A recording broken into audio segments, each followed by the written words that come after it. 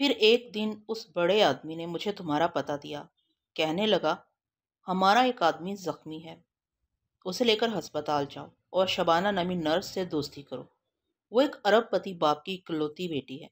میں اس زخمی کو لے کر ہسپتال پہنچا تو تمہیں دیکھتے ہی خود گھائل ہو گیا۔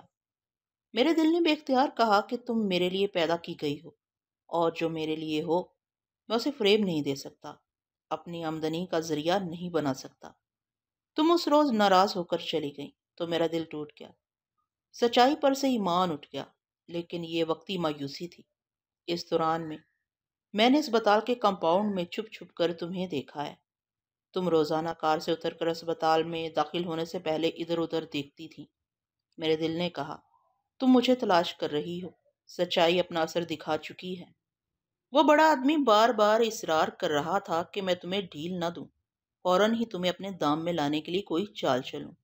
لہٰذا آج میں نے فون پر یہ کہا کہ تھانے میں مجھے تمہاری ضمانت کی ضرورت ہے۔ میں یہ آخری جھوٹ بول کر اپنی پچھلی سچائی کو آزمانا چاہتا تھا۔ آزمائش ہو چکی ہے، اب پھر ایک بار سچ بول رہا ہوں۔ اگر غصہ آئے تو کار روک دو، میں چلا جاؤں گا۔ میرے اعظم، یہ کہہ کر تم خاموش ہو گئے۔ میں نے کار روک دی۔ تم دروازہ کھول کر جانے لگے تو میں نے تمہارا ہاتھ پکڑ لیا۔ تم نے سوالیہ نظروں سے مجھے دیکھا۔ میری مسکراہٹ نے سمجھا دیا کہ میں ناراض نہیں ہوں، تمہاری قدر کر رہی ہوں۔ تم نے دروازہ بند کر دیا۔ اس لمحے سے ہماری دوستی کا آغاز ہو گیا۔ پہلی بار تم نے میرے ہاتھ کو پکڑ کر اسے چوما تو میری رگ رگ میں جیسے انگارے سے دہکنے لگے۔ میں نے فوراً ہی ہاتھ کھینچ کر کہا، میں بہکنا نہیں چاہتی، وعدہ کرو کہ شادی ہونے تک ہمارے درمیان شرافت کی دیوار قائم رہے گی۔ میں سمجھ نہیں سکتا کہ شرافت کی دیوار کیا ہوتی ہے۔ کیا شادی کے بعد میاں بیوی شریف نہیں رہتے، بدماشیاں شروع کر دیتے ہیں؟ میں نے جھنپ کر گاڑی سٹارٹ کر دی۔ ہم بہت دیر تک ادھر ادھر گھومتے رہے، بڑی خوبصورتی سے وقت گزرتا رہا۔ تم میرے ساتھ تھے تو یوں لگ رہا تھا جیسے ساری دنیا میرے ساتھ چل رہی ہے۔ ایسے وقت اپنے محبوب کی صحبت میں ساری دنیا سمٹ آتی ہے۔ دوپہر کو ہم کیفے ابراہیم میں لنچ کے لیے گئے۔ وہاں تم نے میری پسند کے مطابق کھانے کا آرڈر دیا۔ آرڈر کی تعمیل ہونے تک اتنے میں ایک بیرے نے آ کر کہا، مس آپ کا فون ہے، کاؤنٹر پر تشریف لے جائیں۔ میں نے کہا، تعجب ہے، میرے پروگرام کا کسی کو علم نہیں ہے، یہاں میرا فون کیسے آ سکتا ہے؟ میں اپنی حیرانی دور کرنے کاؤنٹر تک آئی، وہاں ریسیور اٹھایا تو دوسری طرف سے ڈیڈی کی آواز سنائی دی، ہیلو شوبی، تم ڈائننگ ہال میں کس کے ساتھ بیٹھی ہو؟ میں نے حیرانی سے پوچھا، آپ کو کیسے معلوم ہوا کہ میں یہاں کسی کے ساتھ موجود ہوں؟ تم میری بات کا جواب دو۔ سوری ڈیڈی، پہلے مجھے یہ معلوم ہونا چاہیے کہ آپ نے کب سے مجھ پر پہرا بٹھا رکھا ہے۔ جب سے تم جوان ہوئی ہو، یہ نادانی کی عمر ہے، ایک ذمہ دار باپ کو محتاط رہنا پڑتا ہے۔ میں نادان نہیں ہوں، بڑی احتیاط سے ایک جیون ساتھی کا انتخاب کیا ہے۔ اس کا نام اور پتہ بتاؤ۔ نام عاظم بیگ ہے، بلیو ہیون میں رہتا ہے۔ ڈیڈی نے ریسیور رکھ دیا۔ میں اندیشوں میں گر گئی کہ جانے اب کیا ہونے والا ہے۔ کاؤنٹر سے پلٹ کر تمہارے پاس آئی تو تم نے پوچھا، کیا بات ہے، پریشان نظر آ رہی ہو؟ ڈیڈی کو پتا چل گیا ہے کہ میں تمہارے ساتھ وقت گزار رہی ہوں۔ ایک دن تو پتا چلنا ہی تھا، اچھا ہے وہ میرے متعلق غور کریں گے۔ اعظم، وہ تمہیں کبھی قبول نہیں کریں گے۔ تمہیں پا کر میں ڈیڈی کے مزاج کو بھول گئی تھی، اب سنجیدگی سے سوچنا ہوگا۔ ہم کھانے کے دوران سوچتے رہے۔ ہم نے ایک دوسرے کو اپنا اپنا فون نمبر دیا تاکہ ہمارے درمیان رکاوٹیں پیدا ہوں تو ہم فون کے ذریعے رابطہ قائم کر سکیں۔ لنچ سے فارغ ہو کر میں گھر چلی آئی۔ وہاں ڈیڈی غصے میں بھرے بیٹھے تھے۔ انہوں نے مجھے دیکھتے ہی کہا، بلیو ہیون ایک بدنام کلب ہے اور وہ اعظم بیگ کئی بار حوالات جا چکا ہے، کیا تم میری عزت کو خاک میں ملانا چاہتی ہو؟ میں نے کہا، میں اعظم کے متعلق سب کچھ جانتی ہوں، اس نے اپنے متعلق سب کچھ سچ سچ بتا دیا ہے، میں ساری عمر اس کی قدر کروں گی۔ اس نے تمہیں متاثر کرنے کے لیے سچ کہا ہے، وہ تمہیں بیوقوف بنا کر میری دولت حاصل کرنا چاہتا ہے۔ آپ اپنی دولت کو میری ذات سے الگ کر دیں، وہ لالچی نہیں ہے۔ شوبی، میرے تجربات سے آگے نہ بولو۔ کل سے تم اسپتال نہیں جاؤ گی اور نہ ہی اس سے ملنے کی کوشش کرو گی۔ اگر تم میری بات نہیں مانو گی تو میں اسے حوالات میں بھیج دوں گا۔ میرا اندیشہ درست نکلا۔ ڈیڈی نے مجھ پر پابندیاں عائد کر دیں۔ میں نے فون کے ذریعے تم سے رابطہ قائم کیا، تم سے ملاقات کا وقت مقرر کیا۔ ڈیڈی بے خوابی کے مریض ہیں، رات کو خواب آور گولیاں کھا کر سوتے ہیں۔ ان کے سونے کے بعد میں بلیو ہیون میں تم سے ملنے آئی۔ تم اپنے کمرے میں فرش پر پالتی مارے بیٹھے تھے، تمہارے سامنے ایک موم بتی روشن تھی اور تم اس کی لو کو ایک ٹک دیکھے جا رہے تھے۔ میں نے پوچھا، یہ کیا ہو رہا ہے؟ ٹیلیپیتھی سیکھ رہا ہوں۔ ایسے تو تمہاری آنکھیں خراب ہو جائیں گی، تم نے تسلیم کرتے ہوئے کہا۔ ہاں، ڈاکٹر نے مجھے اینک لگانے کا مشورہ دیا ہے، مگر میں یہ علم سیکھ کر رہوں گا۔ میں نے جلتی ہوئی موم بتی اٹھائی، پھر تمہارے پاس رکھی ہوئی دوسری موم بتیاں اٹھا کر کھڑکی سے باہر پھینک دی۔ میں نہیں چاہتی تھی کہ تم اس حماقت میں اندھے ہو جاؤ اور مجھے کبھی نہ دیکھ سکو۔ شبانہ، میں اپنے اور تمہارے فائدے کے لیے سیکھ رہا ہوں۔ سیکھنے کے بعد تمہارے ڈیڈی کی سوچ کو اپنی گرفت میں لے لوں گا تو وہ ہماری شادی کرا دیں گے۔ میں نہیں مانتی کہ دنیا میں ایسا کوئی علم ہے۔ ان حماقتوں میں وقت ضائع نہ کرو، ہم کورٹ میرج کریں گے۔ میں وہاں سے چلی آئی۔ تم نے دوسری شام فون پر بتایا کہ 2 دن بعد ہمیں 10 بجے صبح کورٹ میں حاضر ہونا ہے۔ میں نے اسی دن سے تیاری شروع کر دی۔ ایک دن پہلے اپنا تمام ضروری سامان نکال کر اپنی کار کی ڈکی میں چھپا دیا۔ ڈیڈی ایک بڑے خاندان میں میری شادی کی بات طے کر رہے تھے، لیکن ہم نے منمانی کر لی۔ کورٹ میں شادی ہونے کے بعد میں نے ڈیڈی کو فون پر اطلاع دی۔ وہ غصے سے گرجنے لگے۔ انہوں نے تمہیں گولی مار دینے کی دھمکی دی، لیکن ہم نے وہ شہر ہی چھوڑ دیا۔ انقرہ سے یہاں چلے آئے۔ تم راستے میں بضد تھے کسی ہوٹل میں سہاگ رات گزاری جائے۔ تم کبھی میرا ہاتھ پکڑ رہے تھے اور کبھی مجھے چومنا چاہتے تھے۔ میں تمہاری بن چکی ہوں، مجھے انکار نہ تھا، لیکن ڈیڈی کا خوف تھا کہ ان کے آدمی ہمارا تعاقب کر سکتے ہیں۔ آخر رات کے 8 بجے ہم استنبول پہنچ گئے۔ اب تم سوچو، یاد کرو کہ مجھ سے کیسے بچھڑ گئے تھے۔ میں نے ساری باتیں بتا دیں کہ اب بھی تمہیں کچھ یاد نہیں آ رہا ہے۔ شبانہ ساری ردات سنا کر خاموش ہو گئی، مجھے سوالیہ نظروں سے دیکھنے لگی۔ میں نے کہا، اب میں کیا بتاؤں؟ میں کچھ نہیں جانتا، تم ہی بتا دو۔ مجھے معلوم ہوتا تو یہ بھی بتا دیتی کہ ہم نے ایک جگہ کار پارک کی تھی، تم ہوٹل میں کمرہ ریزرو کرانے گئے تھے۔ میں قریب ہی ایک جنرل سٹور میں لپسٹک خریدنے گئی۔ واپسی میں تمہارا کافی انتظار کیا، پھر ہوٹل کے کاؤنٹر پر جا کر تمہارے متعلق پوچھا۔ کاؤنٹر کلرک نے تمہارے متعلق لا علمی کا اظہار کیا۔ میں پریشان ہو کر اس علاقے میں 1 گھنٹے تک تمہیں تلاش کرتی رہی، پھر سوچا کہ شاید تم کہیں بھٹک گئے۔ میں تمہیں تلاش کرنے کار میں بیٹھ کر نکلی۔ آدھ گھنٹے کی بھاگ دوڑ کے بعد تم زخمی حالت میں مل گئے مجھے۔ وہ ایک ٹھنڈی سانس لے کر بولی، مگر افسوس، تم آدھے ملے ہو اور آدھے اب تک گم ہو۔ یہ کہہ کر وہ قریب آئی، پھر اپنی مرمری باہوں کا ہار عازم کی گردن میں پہنچا دیا۔ میں فرہاد ہوں اور عازم کا انعام مجھے مل رہا تھا۔ وہ فریب کھا رہی تھی، لیکن میں فریب دینا نہیں چاہتا تھا۔ میں نے پوچھا، تم عازم کو دل و جان سے چاہتی ہو؟ ہاں، تمہیں اپنی جان سے زیادہ چاہتی ہوں۔ اگر عازم کا کوئی ہم شکل تمہیں مل جائے تو کیا تم اسے قبول کر لو گی؟ کیا نان سنس باتیں کر رہے ہو؟ اول تو میں نے آج تک کسی کا ہم شکل نہیں دیکھا، دوم یہ کہ میں احمق نہیں ہوں۔ اگر کوئی تمہارا ہم شکل ہو بھی تو میں اسے دھوکہ نہیں کھا سکتی۔ تم دھوکہ کھا رہی ہو۔ دیکھو، میں سچ کہتا ہوں، میں فرہاد ہوں، پاکستان کا باشندہ ہوں، میری یادداشت سلامت ہے۔ میں یہاں آ کر ایک دشمن کے جال میں پھنس گیا تھا، وہاں سے زخمی حالت میں فرار ہو کر میں فٹ پاتھ پر کھڑا ہوا تھا۔ تم مجھے اعظم سمجھ کر یہاں لے آئیں۔ وہ اپنے دونوں ہاتھوں سے میرے چہرے کو چھو کر غور سے دیکھنے لگی، پھر بولی، میں کبھی یقین نہیں کر سکتی کہ تم کوئی اور ہو۔ صاف صاف کہو، کیا تم مجھ سے پیچھا چھڑانا چاہتے ہو؟ نہیں، تم میری محسنہ ہو۔ میں تم سے پیچھا چھڑانے کی بجائے تمہارے ساتھ رہ کر تمہارے عازم کو تلاش کروں گا۔ معلوم ہوتا ہے کہ تم یادداشت کے ساتھ ساتھ اپنا ذہنی توازن بھی کھو چکے ہو۔ خود اعظم ہو کر تلاش کرنے کی بات کر رہے ہو۔ تمہیں کیا ہو گیا ہے؟ کل تک تو تم میرے قریب آنے کے لیے تڑپ رہے تھے، آج میں قریب آ رہی ہوں تو تم کترا رہے ہو۔ شام کا اندھیرا جنگل کی ہریالی پر چھا رہا تھا۔ بڑھتی ہوئی رات کی تاریکی اور جنگل کا پراسرار رومان پرور ماحول بہکا رہا تھا کہ بھرا ہوا جام خود بخود ہاتھ آئے تو اسے چھلکنے سے پہلے نوش کر لینا چاہیے۔ بے شک میں حسن و شباب کا رسیہ ہوں، لیکن کسی کے پیار کی توہین نہیں کرنا چاہتا۔ کبھی شبانہ کو پتہ چلے گا کہ وہ دھوکے میں عازم کی حسین امانت میرے حوالے کر چکی ہے تو دونوں میاں بیوی کو زبردست صدمہ پہنچے گا۔ میں ان کی اجلی محبت میں اپنی بد کرداری کا داغ نہیں لگانا چاہتا تھا۔ اس کی قربت مجھے ڈبونا ہی چاہتی تھی کہ میں نے اسے ایک جھٹکے سے الگ کر دیا۔ پہلے تو وہ حیران ہوئی، پھر جھنجھلا کر اٹھتی ہوئی بولی، تم کمینے ہو، شادی سے پہلے مجھے حاصل نہ کر سکے، اب شادی کے بعد مجھے تڑپا رہے ہو، میری توہین کر رہے ہو۔ وہ غصے میں پلیٹیں اٹھا کر مجھ پر پھینکنے لگی۔ میں نے بچنے کی کوشش کی، مار بھی کھاتا رہا۔ وہ غصے میں چیخ رہی تھی، تم نے مجھے کہیں کا نہ رکھا، میں ڈیڈی کی نظروں سے گر گئی، اب میرا اس دنیا میں کون ہے، میں کہاں جاؤں گی، میں تو کسی کو منہ دکھانے کے قابل ہی نہیں رہی۔ وہ گھاس پر گر پڑی اور پھوٹ پھوٹ کر رونے لگی۔ میں نے مار کھائی تھی، مگر مجھے غصہ نہیں آیا، اس پر ترس آ رہا تھا۔ اتنی حسین دوشیزہ جوانی کی انگڑائیوں سے ترشا ہوا بدن لے کر میکے سے نکلی اور شوہر کے ساتھ سہاگ رات نہ منا سکی۔ بیچاری، اس وقت میں بیچارہ تھا، بڑی مشکلوں سے اپنے عیاش جذبوں پر قابو پا رہا تھا۔ اسے دیکھنے سے شیطان اور ضد کرتا تھا کہ یہ جنگل، یہ تنہائی اور پکی پکائی جوانی پھر نہیں ملے گی، آگے بڑھو۔ میں نے شبانہ کی طرف سے منہ پھیر کر کہا، میں بھی انسان ہوں، میرے اندر بھی خواہشات کا سمندر ہے، لیکن عظیم کے لیے جو تمہاری محبت اور دیوانگی ہے اس نے مجھے بے حد متاثر کیا ہے۔ میں تو محبت کرنے والوں کے درمیان شیطان بن کر تمہارے تقدس کو پامال نہیں کرنا چاہتا۔ آج میں عظیم بن کر تمہیں حاصل کر لوں گا، کل تمہارا عظیم کہیں سے واپس آئے گا تو تم مجھے فریبی کہنے لگو گی۔ اتنا کہہ کر میں چند لمحوں کے لیے خاموش رہا۔ مجھے اپنے پیچھے اس کی سسکیاں سنائی دے رہی تھیں۔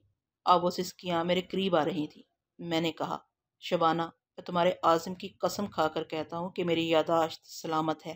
میرا نام فرحاد علی تیمور ہے۔ دنیا کی خطرناک تنظیمیں میری جانی دشمن ہیں۔ شاید کسی تنظیم کے افراد نے عظیم کو فرحاد سمجھ کر گرفتار کر لیا ہے۔ میں اس کا ہاتھ اپنے شانے پر محسوس کر رہا تھا۔ وہ بولی، تم مجھے کوئی فلمی کہانی نہ سناؤ کہ دو ہم شکل ایک دوسرے کی جگہ اتفاقاً پہنچ گئے۔ ایک دوسرے کی محبوبہ کے پاس آ گیا، دوسرا دشمنوں کے جال میں پھنس گیا۔ میں تم سے مزید بحث نہیں کروں گی۔ میں نے کبھی دو ہم شکل نہیں دیکھے، اس لیے یقین نہیں کروں گی۔ تم میرے عظیم ہو اور میرے ہی عظیم رہو گے۔ اس کا ہاتھ میرے شانے پر سے ہٹ گیا اور خاموشی چھا گئی۔ میں نے پلٹ کر دیکھا، وہ سبز گھاس پر بچھی ہوئی سرخ دری پر بیٹھ گئی تھی۔ مجھ سے روٹھنے کے انداز میں نظریں چرا رہی تھی۔ اس کی ناراضگی بجا تھی۔ میں ہو بہو عظیم تھا۔ پھر سر پر لگنے والی چوٹ نے اسے یقین دلا دیا کہ میں ماضی کو بھول کر کوئی فرحاد علی تیمور بن گیا ہوں۔ وہ دری پر لیٹ گئی۔ ستاروں کی روشنی میں وہ میٹھی میٹھی سی نظر آ رہی تھی، ایک پراسرار خزانے کی طرح دری پر بچھی ہوئی تھی۔ خزانہ للچانے کے لیے ہوتا ہے۔ میں نظریں پھیر کر دور چلا گیا۔ ایک درخت کے سائے میں پہنچ کر گھاس کے ملائم بستر پر لیٹ گیا۔ ہم دو اجنبی زندگی کے اس موڑ پر یوں ملے تھے کہ وہ میرے لیے اجنبی تھی، لیکن میں اس کا شناسا تھا۔ ایسا کب تک ہوتا؟ میں اس جنگل میں زندگی نہیں گزار سکتا تھا، اور وہ اپنے ڈیڈی اور خاندان والوں سے یہاں چھپ رہی تھی۔ اس نے مجھے نیند کی حالت میں یہاں لا کر اور میری مرہم پٹی کر کے مجھ پر جو احسان کیا تھا، اس کے پیش نظر میں اسے بے یار و مددگار چھوڑ کر نہیں جا سکتا تھا۔ ستم یہ کہ ساتھ رہنے سے دل اس کی طرف بے اختیار کھینچا جاتا تھا۔ میں نے اس کی طرف سے توجہ ہٹانے کے لیے رسونتی کے متعلق سوچا۔ اب تو اسے دماغی رابطہ قائم کرنا چاہیے تھا، لیکن وہ مجھے ایسے نظر انداز کر رہی تھی جیسے کبھی ہماری جان پہچان نہ رہی ہو۔ میں نے کئی بار اسے اپنی سوچ کی زبان سے پکارا، لیکن جواب سے محروم رہا۔ سونیا اور میون کے متعلق سوچ کر میں صرف پریشان ہو سکتا تھا، لیکن ان کی خیریت دریافت نہیں کر سکتا تھا۔ میں نے اچانک اٹھ کر شبانہ کو آواز دی، شبانہ، تم نے اپنی اور عظیم کی تصویر دکھا کر یہ ثابت کر دیا کہ میں تمہارا عظیم ہوں۔ وہ فوراً ہی دری پر سے اٹھی اور بھاگتی ہوئی میرے پاس آ کر بولی، اب تو تم تسلیم کر رہے ہو نا؟ نہیں، میں بھی ثابت کر سکتا ہوں کہ میں فرحاد علی تیمور ہوں۔ وہ پھر ناراضگی سے بولی، کیسے ثابت کرو گے؟ میں میون نامی چینی دوشیزہ سے محبت کرتا ہوں، وہ گواہی دے گی۔ کہاں ہے وہ؟ ہانگ کانگ میں۔ وہ جھنجھلا کر بولی، تم مجھے بے وقوف کیوں بنا رہے ہو؟ کچھ دیر پہلے کہا تھا کہ پاکستان سے آئے ہو، اب ہانگ کانگ کی کسی لڑکی کو محبوبہ بنا رہے ہو۔ میں ثبوت حاصل کرنے اتنی دور ہانگ کانگ نہیں جا سکتی ہوں، اس لیے باتیں بنا رہے ہو۔ وہ غصے سے اٹھ کر جانے لگی۔ میں اس کے پیچھے چلتے ہوئے کہا، دیکھو، تم اپنے ڈیڈی کے پاس واپس نہیں جا سکتی۔ اگر کہو تو میں خود کو اپنے دشمنوں کے حوالے کر دوں، وہ تمہیں بتائیں گے کہ میں فرحاد ہوں۔ کہاں ہیں تمہارے دشمن؟ وہ دنیا کے ہر ملک اور ہر شہر میں ہیں۔ استنبول واپس چلو، میں تمام دشمنوں کو نہیں پہچانتا، مگر وہ مجھے پہچان کر گھیرنے کی کوشش کریں گے۔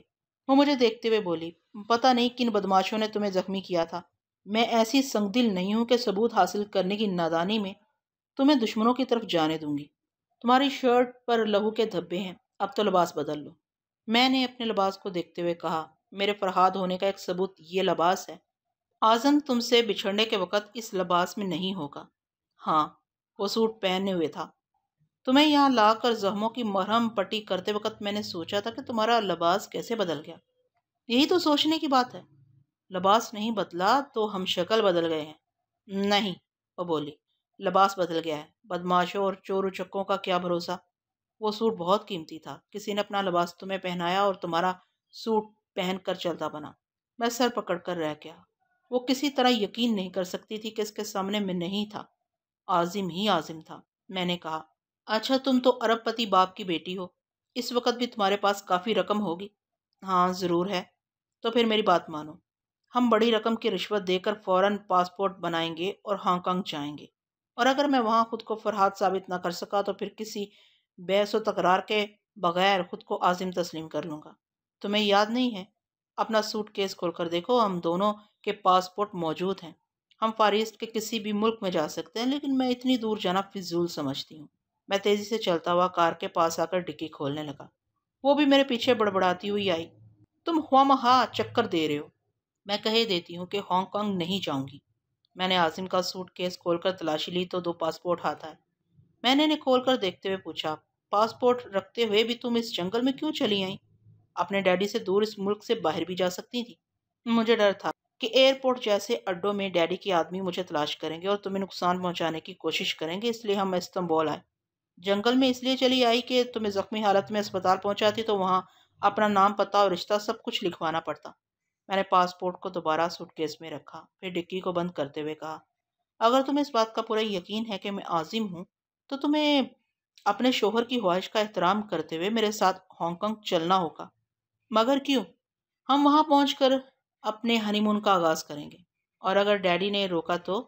تمہارے ڈیڈی نادان نہیں ہیں، اب انہیں عقل آ گئی ہوگی کہ تم عازم کے ساتھ شادی کرنے اور سہاگ رات گزارنے کے بعد اب اپنے شوہر کی ہو چکی ہو، اب تم پر ان کا حکم نہیں چلے گا۔ وہ تھوڑی دیر تک سوچتی رہی، پھر بولی، اچھا ہم ابھی شہر جائیں گے، میں وہاں سے فون پر ڈیڈی سے باتیں کروں گی، اگر وہ رکاوٹ نہ بنے تو اس کے بعد تم جہاں کہو کہ میں ساتھ چلوں گی۔ اب تو نکاح کے بعد میں ساری عمر تمہارے ساتھ چلنے کی پابند ہو چکی ہوں۔ وہ کھانے پینے کا سامان باندھنے لگی۔ میں نے اس کا ہاتھ بٹایا۔ 20 منٹ کے بعد ہی ہم کار میں بیٹھ کر وہاں سے روانہ ہو گئے۔ استنبول بہت زیادہ فاصلے پر نہیں تھا۔ تقریباً 2 گھنٹے کے بعد ہم شہر کی حدود میں داخل ہو گئے۔ ایک نائٹ پوسٹ آفس کے سامنے کار روک کر ہم اندر گئے۔ شبانہ نے وہاں سے ٹرنک کال کے ذریعے اپنے ڈیڈی سے رابطہ قائم کیا۔ میں چپ چاپ کھڑا رہا۔ وہ فادر سے مادر کی زبان میں باتیں کر رہی تھی۔ میری سمجھ میں وہ باتیں نہیں آئیں، البتہ شبانہ کے چہرے پر مسکراہٹ دیکھ کر میں سمجھ گیا کہ بوڑھا مان گیا ہے۔ تھوڑی دیر بعد شبانہ نے ریسیور رکھ کر پوچھا، تم نے خوشخبری سن لی ہے نا؟ میں نے پوسٹ آفس کے احاطے سے باہر آتے ہوئے کہا، میں پہلے ہی کہہ چکا ہوں کہ تمہاری زبان نہیں جانتا۔ ہاں، تمہاری خوشی دیکھ کر اندازہ کر رہا ہوں کہ ڈیڈی سے تمہاری صلح ہو گئی ہے۔ وہ اسٹیئرنگ سیٹ پر بیٹھتی ہوئی بولی، تعجب ہے کہ تمہاری یادداشت کس انداز میں گم ہوئی ہے۔ تمہیں انگریزی زبان یاد ہے اور اپنی مادری زبان بھول گئے ہو۔ میں اب بھی کہتا ہوں کہ میری مادری زبان پنجابی اور اردو ہے۔ میں پاکستانی ہوں۔ بکواس مت کرو، اب ہم ڈیڈی کے پاس جا رہے ہیں۔ اگر ان کے سامنے تم نے ایسی بکواس کی تو مجھے شرمندہ ہونا پڑے گا۔ لیکن میں کیا کروں؟ اگر تمہارے ڈیڈی مجھ سے اپنی زبان میں گفتگو کریں گے تو میں کیا جواب دوں گا؟ کہہ دینا کہ تم یہاں کے باشندے ہو لیکن بچپن سے جوانی تک انگلینڈ میں رہے، اس لیے صرف انگریزی بولتے ہو۔ میں کبھی انگلینڈ نہیں گیا۔ ہانگ کانگ ہی کہہ دینا، مگر خدا کے لیے یہ کبھی نہ کہنا کہ تم عازم نہیں ہو۔ اچھا، اب اپنے ڈیڈی کا جغرافیہ بتاؤ۔ تہذیب سے بات کرو، اب وہ تمہارے سسر ہیں۔ میں نے بھولے سے بھی کبھی سسرال کو خواب نہیں دیکھا تھا۔ تم نے ایک سسر کو مجھ پر مسلط کر دیا۔ کیا وقت آیا ہے، ایک لڑکی مجھے دلہا بنا کر سسرال لیے جا رہی ہے۔ وہ ہنسنے لگی۔ قصہ مختصر کہ ہم رات کے 2 بجے انقرہ پہنچ گئے۔ کوٹھی کے احاطے میں گاڑی کی آواز سن کر شبانہ کا باپ یامین زبیری برآمدے میں آیا۔ اس نے شبانہ کی پیشانی چومی، پھر مجھ سے مصافحہ کرتے ہوئے کچھ کہا۔ شبانہ نے کہا، یہ صرف انگریزی بول سکتے ہیں۔ یامین زبیری نے مسکرا کر کہا، مسٹر اعظم، جوانی کے سیلاب کے آگے بوڑھے بند نہیں باندھ سکتے۔ میں تمہیں خوش آمدید کہتا ہوں، آؤ۔ ہم تینوں ڈرائنگ روم میں آ گئے۔ اس کوٹھی کی سجاوٹ اور قیمتی ساز و سامان دیکھنے سے تعلق رکھتا تھا۔ وہاں کے ذرے ذرے سے ان کی عمارات ظاہر ہو رہی تھی۔ ملازم کار کی ڈکی سے ہمارا سامان نکال کر لا رہے تھے۔ میں نے کہا، یہ سامان ڈکی میں رہے تو بہتر ہے، ہم نے کل ہانگ کانگ جانے کا پروگرام بنایا ہے۔ یامین زبیری نے کہا، ہاں، تم دونوں کو ملک سے باہر کچھ وقت گزارنا چاہیے، ایک طیارہ 3 گھنٹے بعد یہاں سے روانہ ہوگا۔ میرا مشورہ ہے کہ ایک دن یہاں گزار لو پھر چلے جانا۔ شبانہ نے اپنے باپ کی تائید کی، لیکن میں جلد از جلد اپنی منزل تک پہنچنا چاہتا تھا۔ ہمارے درمیان بحث شروع ہو گئی۔ آخر مجھے باپ بیٹی کی بات ماننی پڑی۔ سسرال میں جھکنا ہی پڑتا ہے۔ یامین زبیری نے کہا، اعظم، تم اپنے کمرے میں جاؤ، غسل وغیرہ کر کے لباس تبدیل کرو، میں شبانہ سے کچھ باتیں کرنا چاہتا ہوں۔ میں ایک ملازم کی رہنمائی میں کمرے تک آیا، اس کا دروازہ کھولا، اندر تاریکی تھی۔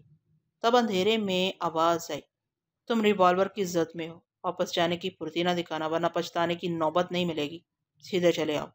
میں نے کھلے ہوئے دروازے کو پار کیا، تاریکی میں آیا، پھر دروازہ بند ہونے کی آواز آئی۔ اس کے بعد سوئچ آن ہوتے ہی روشنی ہو گئی۔ सामने इजी चेयर पर एक शख्स रिवॉल्वर लिए बैठा था।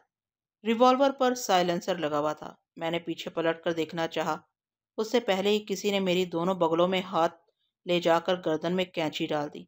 उस कमरे में दाखिल होने से पहले ही वहां की तारीकी ने मेरे दिमाग में खतरे की घंटी बजा दी थी, इसलिए मेरे हवास काबू में थे। मुझे पीछे से गर्दन में लेने वाला शख्स कदावर था। उसकी गिरफ्त बता रही थी कि बलाका ताकतवर भी है। उसने खुद ही कहा, मेरी गिरफ्त में आने के बाद लोग मर कर ही निजात पाते हैं। कम ऑन, फायर करो। बेशक वो शेजोर था, मगर मैं भी ऐसा कमजोर नहीं था कि उसकी गिरफ्त में तड़पने की सकत भी बाकी न रहती। फायर का हुक्म सुनते ही मैंने पूरी कुव्वत से अपने वजूद को फर्श की तरफ खींचा। खट की आवाज हुई। उसके साथ ही गिरफ्त ढीली पड़ गई। फायर करने वाला एक साथ के लिए बौखला गया था। मैं फर्श पर लुढ़कता हुआ एक तपाई की तरफ गया। दूसरी बार फायरिंग का हल्का सा खटका हुआ। मेरे लुढ़कते रहने के बायस निशाना खता हो गया। फिर तीसरे फायर से पहले ही मैंने तपाई उठाकर उस पर उछाल दी। उधर उसने तपाई से बचने की कोशिश की, उधर मैंने उठकर उस पर छलांग लगाई। इस सिचुएशन के पेश नज़र मैं सबसे पहले उसके रिवॉल्वर वाले हाथ को गिरफ्त में लिया था। वो शायद सिर्फ एक अच्छा निशानेबाज था, लड़ने के फन से वाकिफ नहीं था। 1 मिनट की जदोजहद में मैंने उसे रिवॉल्वर छीन लिया। अब वो सहमा हुआ हाँप रहा था। मैंने उस शेज़ोर को देखा जिसने मुझे पीछे से गिरफ्त में लिया था। वो फर्श पर ऊंधा पड़ा हुआ था। उसके सर से खून बह रहा था। पहली फायरिंग की जो गोली मुझे लगनी चाहिए थी, वो उसकी खोपड़ी में सुराख बनाकर गुजर गई थी। मैंने दूसरे शख्स से कहा, यह क्या चक्कर है? वो रोने के अंदाज में बोला, ये चक्कर तो मेरी भी समझ में नहीं आ रहा है। तुम कोर्ट मैरिज के बाद शबाना के साथ भागकर इस्तांबुल गए। यामीन साहब ने इस्तांबुल में अपने मातहतों को फ़ोन किया कि तुम्हें मार कर कहीं फेंक दें, मगर अब अपनी मौत नज़र आ रही है। वो थूक निकल कर बोला, इस्तांबुल से यामीन साहब के मातहतों ने इतला दी कि शबाना एक जनरल स्टोर में शॉपिंग के लिए गई थी और तुम एक होटल की तरफ जा रहे थे। उन्होंने तुम्हें रिवॉल्वर दिखाकर अपनी कार में बिठा लिया। वो तुम्हें हलाक करने किसी वीराने की तरफ ले जा रहे थे। अचानक एक कार ने ओवरटेक किया, फिर उनका रास्ता रोक दिया। एक नौजवान दोशीज़ा ने उतर कर इन्हें ललकारा। उसके हाथ में रिवॉल्वर था और वो कार की आड़ में खड़ी कह रही थी, फरहाद को छोड़ दो वरना मैं किसी को जिंदा नहीं छोड़ूंगी। मैं फरहाद उसके सामने खड़ा हुआ था और वो किसी और फरहाद की दास्तान शुरू कर रहा था। मैंने पूछा, वो दोशीज़ा कौन थी? हम नहीं जानते। हमारे आदमियों ने उस दोशीज़ा से कहा कि वो खून खराबा नहीं चाहते। अगर वो आजिम को लेकर इस मुल्क से बाहर चली जाए तो उसे छोड़ दिया जाएगा। क्या आजिम उसे जानता था? भाई तुम ही तो आजिम हो, मैंने डांट कर कहा। बकवास मत करो, मेरे सवाल का जवाब दो। जवाब क्या दूं? हमारे आदमियों का बयान है कि तुमने कार से निकलकर उस दुशीजा से कहा, हाय तुम कहाँ बिछड़ गई थी? मैं तुम्हारा फरहाद हूँ, खुदा के लिए मुझे इन जालिमों से बचा लो। मैं अपनी खोपड़ी से हिलाने लगा। आजिम बला का चालाक साबित हो रहा था। एक लड़की ने उसे फरहाद कहकर मुखातिब किया और उसने फौरन ही अपनी जान बचाने के लिए तस्लीम कर लिया कि वो फरहाद है। मैंने उस शख्स से कहा, मुझे ये तो बताओ, क्या उस लड़की ने अपना तारुफ नहीं करवाया था? नहीं, उस शख्स ने कहा। उस दोशीज़ा ने उसकी बात सुनकर खुशी से चीखते हुए कहा, फरहाद, खुदा का शुक्र है कि तुमने अपनी रोमाना को पहचान लिया। रोमाना? मैं तकरीबन चीख पड़ा। रोमाना तो अंधे कुएं में फना हो चुकी थी। जिंदगी एक अंधा कुआं है। इसकी गहराई का पता नहीं चलता कि हम कितनी गहराई में डूब चुके हैं। हमें एक दूसरे का पता नहीं चलता। मेरे सामने जो शख्स सहमा हुआ फर्श पर बैठा था, उसकी बातों से मालूम हो रहा था कि रोमाना अंधे कुएं में नहीं गिरी थी। मैंने साइलेंसर लगे हुए रिवॉल्वर से इस शख्स का निशाना लेते हुए पूछा, सच सच बताओ, क्या तुम्हारे आदमियों को ललकारने वाली रोमाना थी? वह रिवॉल्वर को देखते हुए थूक निकलते हुए बोला, मुझे गोली ना मारो। मैं खुद इस्तांबुल में नहीं था। वहाँ हमारे आदमियों ने जो बयान दिया, वो बयान मैं तुम्हें दे रहा हूँ। उन्होंने अपने कानों से सुना। वो लड़की अपना नाम रुमाना बता रही थी। मैंने पूछा, तुम्हारे आदमी आज़म को हलाक करने किस वीराने की तरफ ले जा रहे थे? फिर उन्होंने आज़िम को रुमाना के हवाले कैसे कर दिया? ऐसा करने की बहुत सी वजूहत हैं, लेकिन मेरी समझ में नहीं आता कि तुम खुद आज़म होकर बातें क्यों पूछ रहे हो? वो सब कुछ तुम्हारी आंखों के सामने हुआ था। मैं आज़िम नहीं, फरहाद हूँ। पहले तो उसने बेयकीनी से मुझे देखा, फिर इस बात में सर हिलाकर बोला, हाँ ऐसा हो सकता है। जब रोमाना ने आजिम को फरहाद कहकर मुखातिब किया तो आजिम ने फौरन ही तस्लीम कर लिया कि वो फरहाद है। क्या वो पहले से जानता था कि वो तुम्हारा हमशक्ल है? मैंने कहा। मैंने और आजिम ने एक दूसरे को कभी नहीं देखा। मालूम होता है वो बहुत ही मक्कार है, जो दुश्मनों से बचने के लिए फौरन ही फरहाद बन गया। उस शख्स ने कहा, हमारे आदमी रोमाना पर फायरिंग नहीं कर सकते थे क्योंकि करीब ही एक छोटी सी बस्ती का पुलिस स्टेशन था। پھر یہ کہ عازم نے رومانہ سے شناسائی ظاہر کر کے اور خود کو فرحات کہہ کر ہمارے آدمیوں کو مغالطے میں ڈال دیا تھا۔ وہ لوگ عازم کو چہرے سے نہیں پہچانتے تھے۔ اسے شہر میں شبانہ کی کار سے اترتے دیکھ کر اندازہ لگایا تھا کہ وہی عازم ہو سکتا ہے، اور اسی عازم نے خود کو فرحات کہہ کر انہیں الجھا دیا تھا۔ رومانہ کو بھی بے وقوف بنا کر اس کے ساتھ چلتا بنا۔ وہ تو یہی سمجھ رہی ہوگی کہ تمہیں اپنے ساتھ لے جا رہی ہے۔ میں نے کنکھیوں سے اس شہزور کی جانب دیکھا جس کی کھوپڑی میں سوراخ ہو گیا تھا اور اس کی لاش فرش پر اوندھی پڑی ہوئی تھی۔ صرف ایک لمحہ کے لیے میری توجہ ہٹ گئی تھی۔ اس شخص نے اچانک ہی تپائی اٹھا کر مجھ پر حملہ کیا۔ وہ تپائی میرے بائیں بازو پر آ کر لگی۔ اس کے ساتھ اس کی آخری کراہ سنائی دی کیونکہ میری انگلی ٹریگر پر چل گئی تھی۔ وہ فرش پر گر کر تڑپ رہا تھا۔ ہاس کم جہاں پاک۔ اب اس کمرے میں صرف مردہ دشمن تھے۔ میں تیزی سے حالات کا جائزہ لے رہا تھا۔ مجھے یہ سوچ کر خوشی ہو رہی تھی کہ میری رومانہ زندہ ہے۔ شنکر یا سونیا نے اسے اندھے کنویں میں نہیں گرایا تھا، البتہ سونیا نے غلط بیانی سے کام لے کر رومانہ کو مجھ سے دور کر دیا تھا، اسی لیے وہ میری ٹیلیپیتھی کے خلاف تھی۔ میں دوبارہ وہ علم حاصل کر کے رومانہ کی زندہ سوچوں تک پہنچ سکتا تھا۔ افسوس کہ رومانہ کو دور کرنے والی سونیا خود مجھ سے دور ہو گئی تھی، پتہ نہیں کہاں ہوگی۔ اپنی سونگنے کی صلاحیتوں کو کام میں لا کر بھی مجھ تک پہنچ نہیں پا رہی تھی۔ بہرحال اب مجھے رومانہ کی فکر تھی۔ وہ دھوکہ کھا کر عازم کو اسی طرح فرحات سمجھ رہی تھی جس طرح شبانہ مجھے عازم سمجھتے رہنے کے لیے بضد ہو گئی تھی۔ میں تو دیانتداری سے شبانہ کو عازم کی امانت سمجھ کر اس سے کترا رہا تھا۔ پتہ نہیں عازم بھی دیانتدار ہوگا یا نہیں۔ شبانہ اور عازم کا رومانس صرف اس حد تک تھا کہ انہیں شادی کے بعد بھی سہاگ رات گزارنے کا موقع نہیں ملا تھا۔ رومانہ بھی شبانہ کی طرح کواری اور اچھوتی تھی۔ بحری جہاز میں ہم ایک دوسرے کے قریب آئے تھے، مگر وہ بدن کا تعارف باقی رہ گیا تھا، یعنی وہ دونوں ہی منہ زور آندھیاں تھیں۔ ادھر شبانہ مجھے اور ادھر رومانہ عازم کو بہا کر لے جا سکتی تھیں۔ میں نے آگے بڑھ کر کمرے کا دروازہ کھولا، پھر تیزی سے چلتا ہوا ڈرائنگ روم کے دروازے تک پہنچ گیا۔ وہاں یامین زبیری اپنی بیٹی شبانہ کو باتوں میں الجھائے ہوئے تھا۔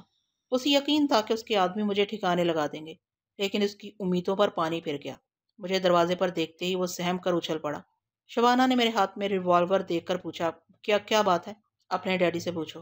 یہ ریوالور مجھے ہلاک کرنے کے لیے تھا، لیکن اب اس کی باقی گولیاں تمہارے مکار باپ کے سینے میں اتریں گی۔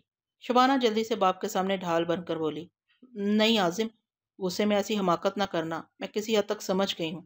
ڈیڈی ہمارا نکاح نامہ منسوخ نہیں کر سکتے، اس لیے تمہیں میری زندگی سے منسوخ کر دینا چاہتے ہیں۔ یہ جیسے بھی ہیں میرے باپ ہیں، انہیں میری خاطر معاف کر دو۔ میں ابھی تمہارے ساتھ یہ گھر چھوڑ دوں گی، اس کے بعد بھی تمہارے باپ کے کتے میرا پیچھا کریں گے۔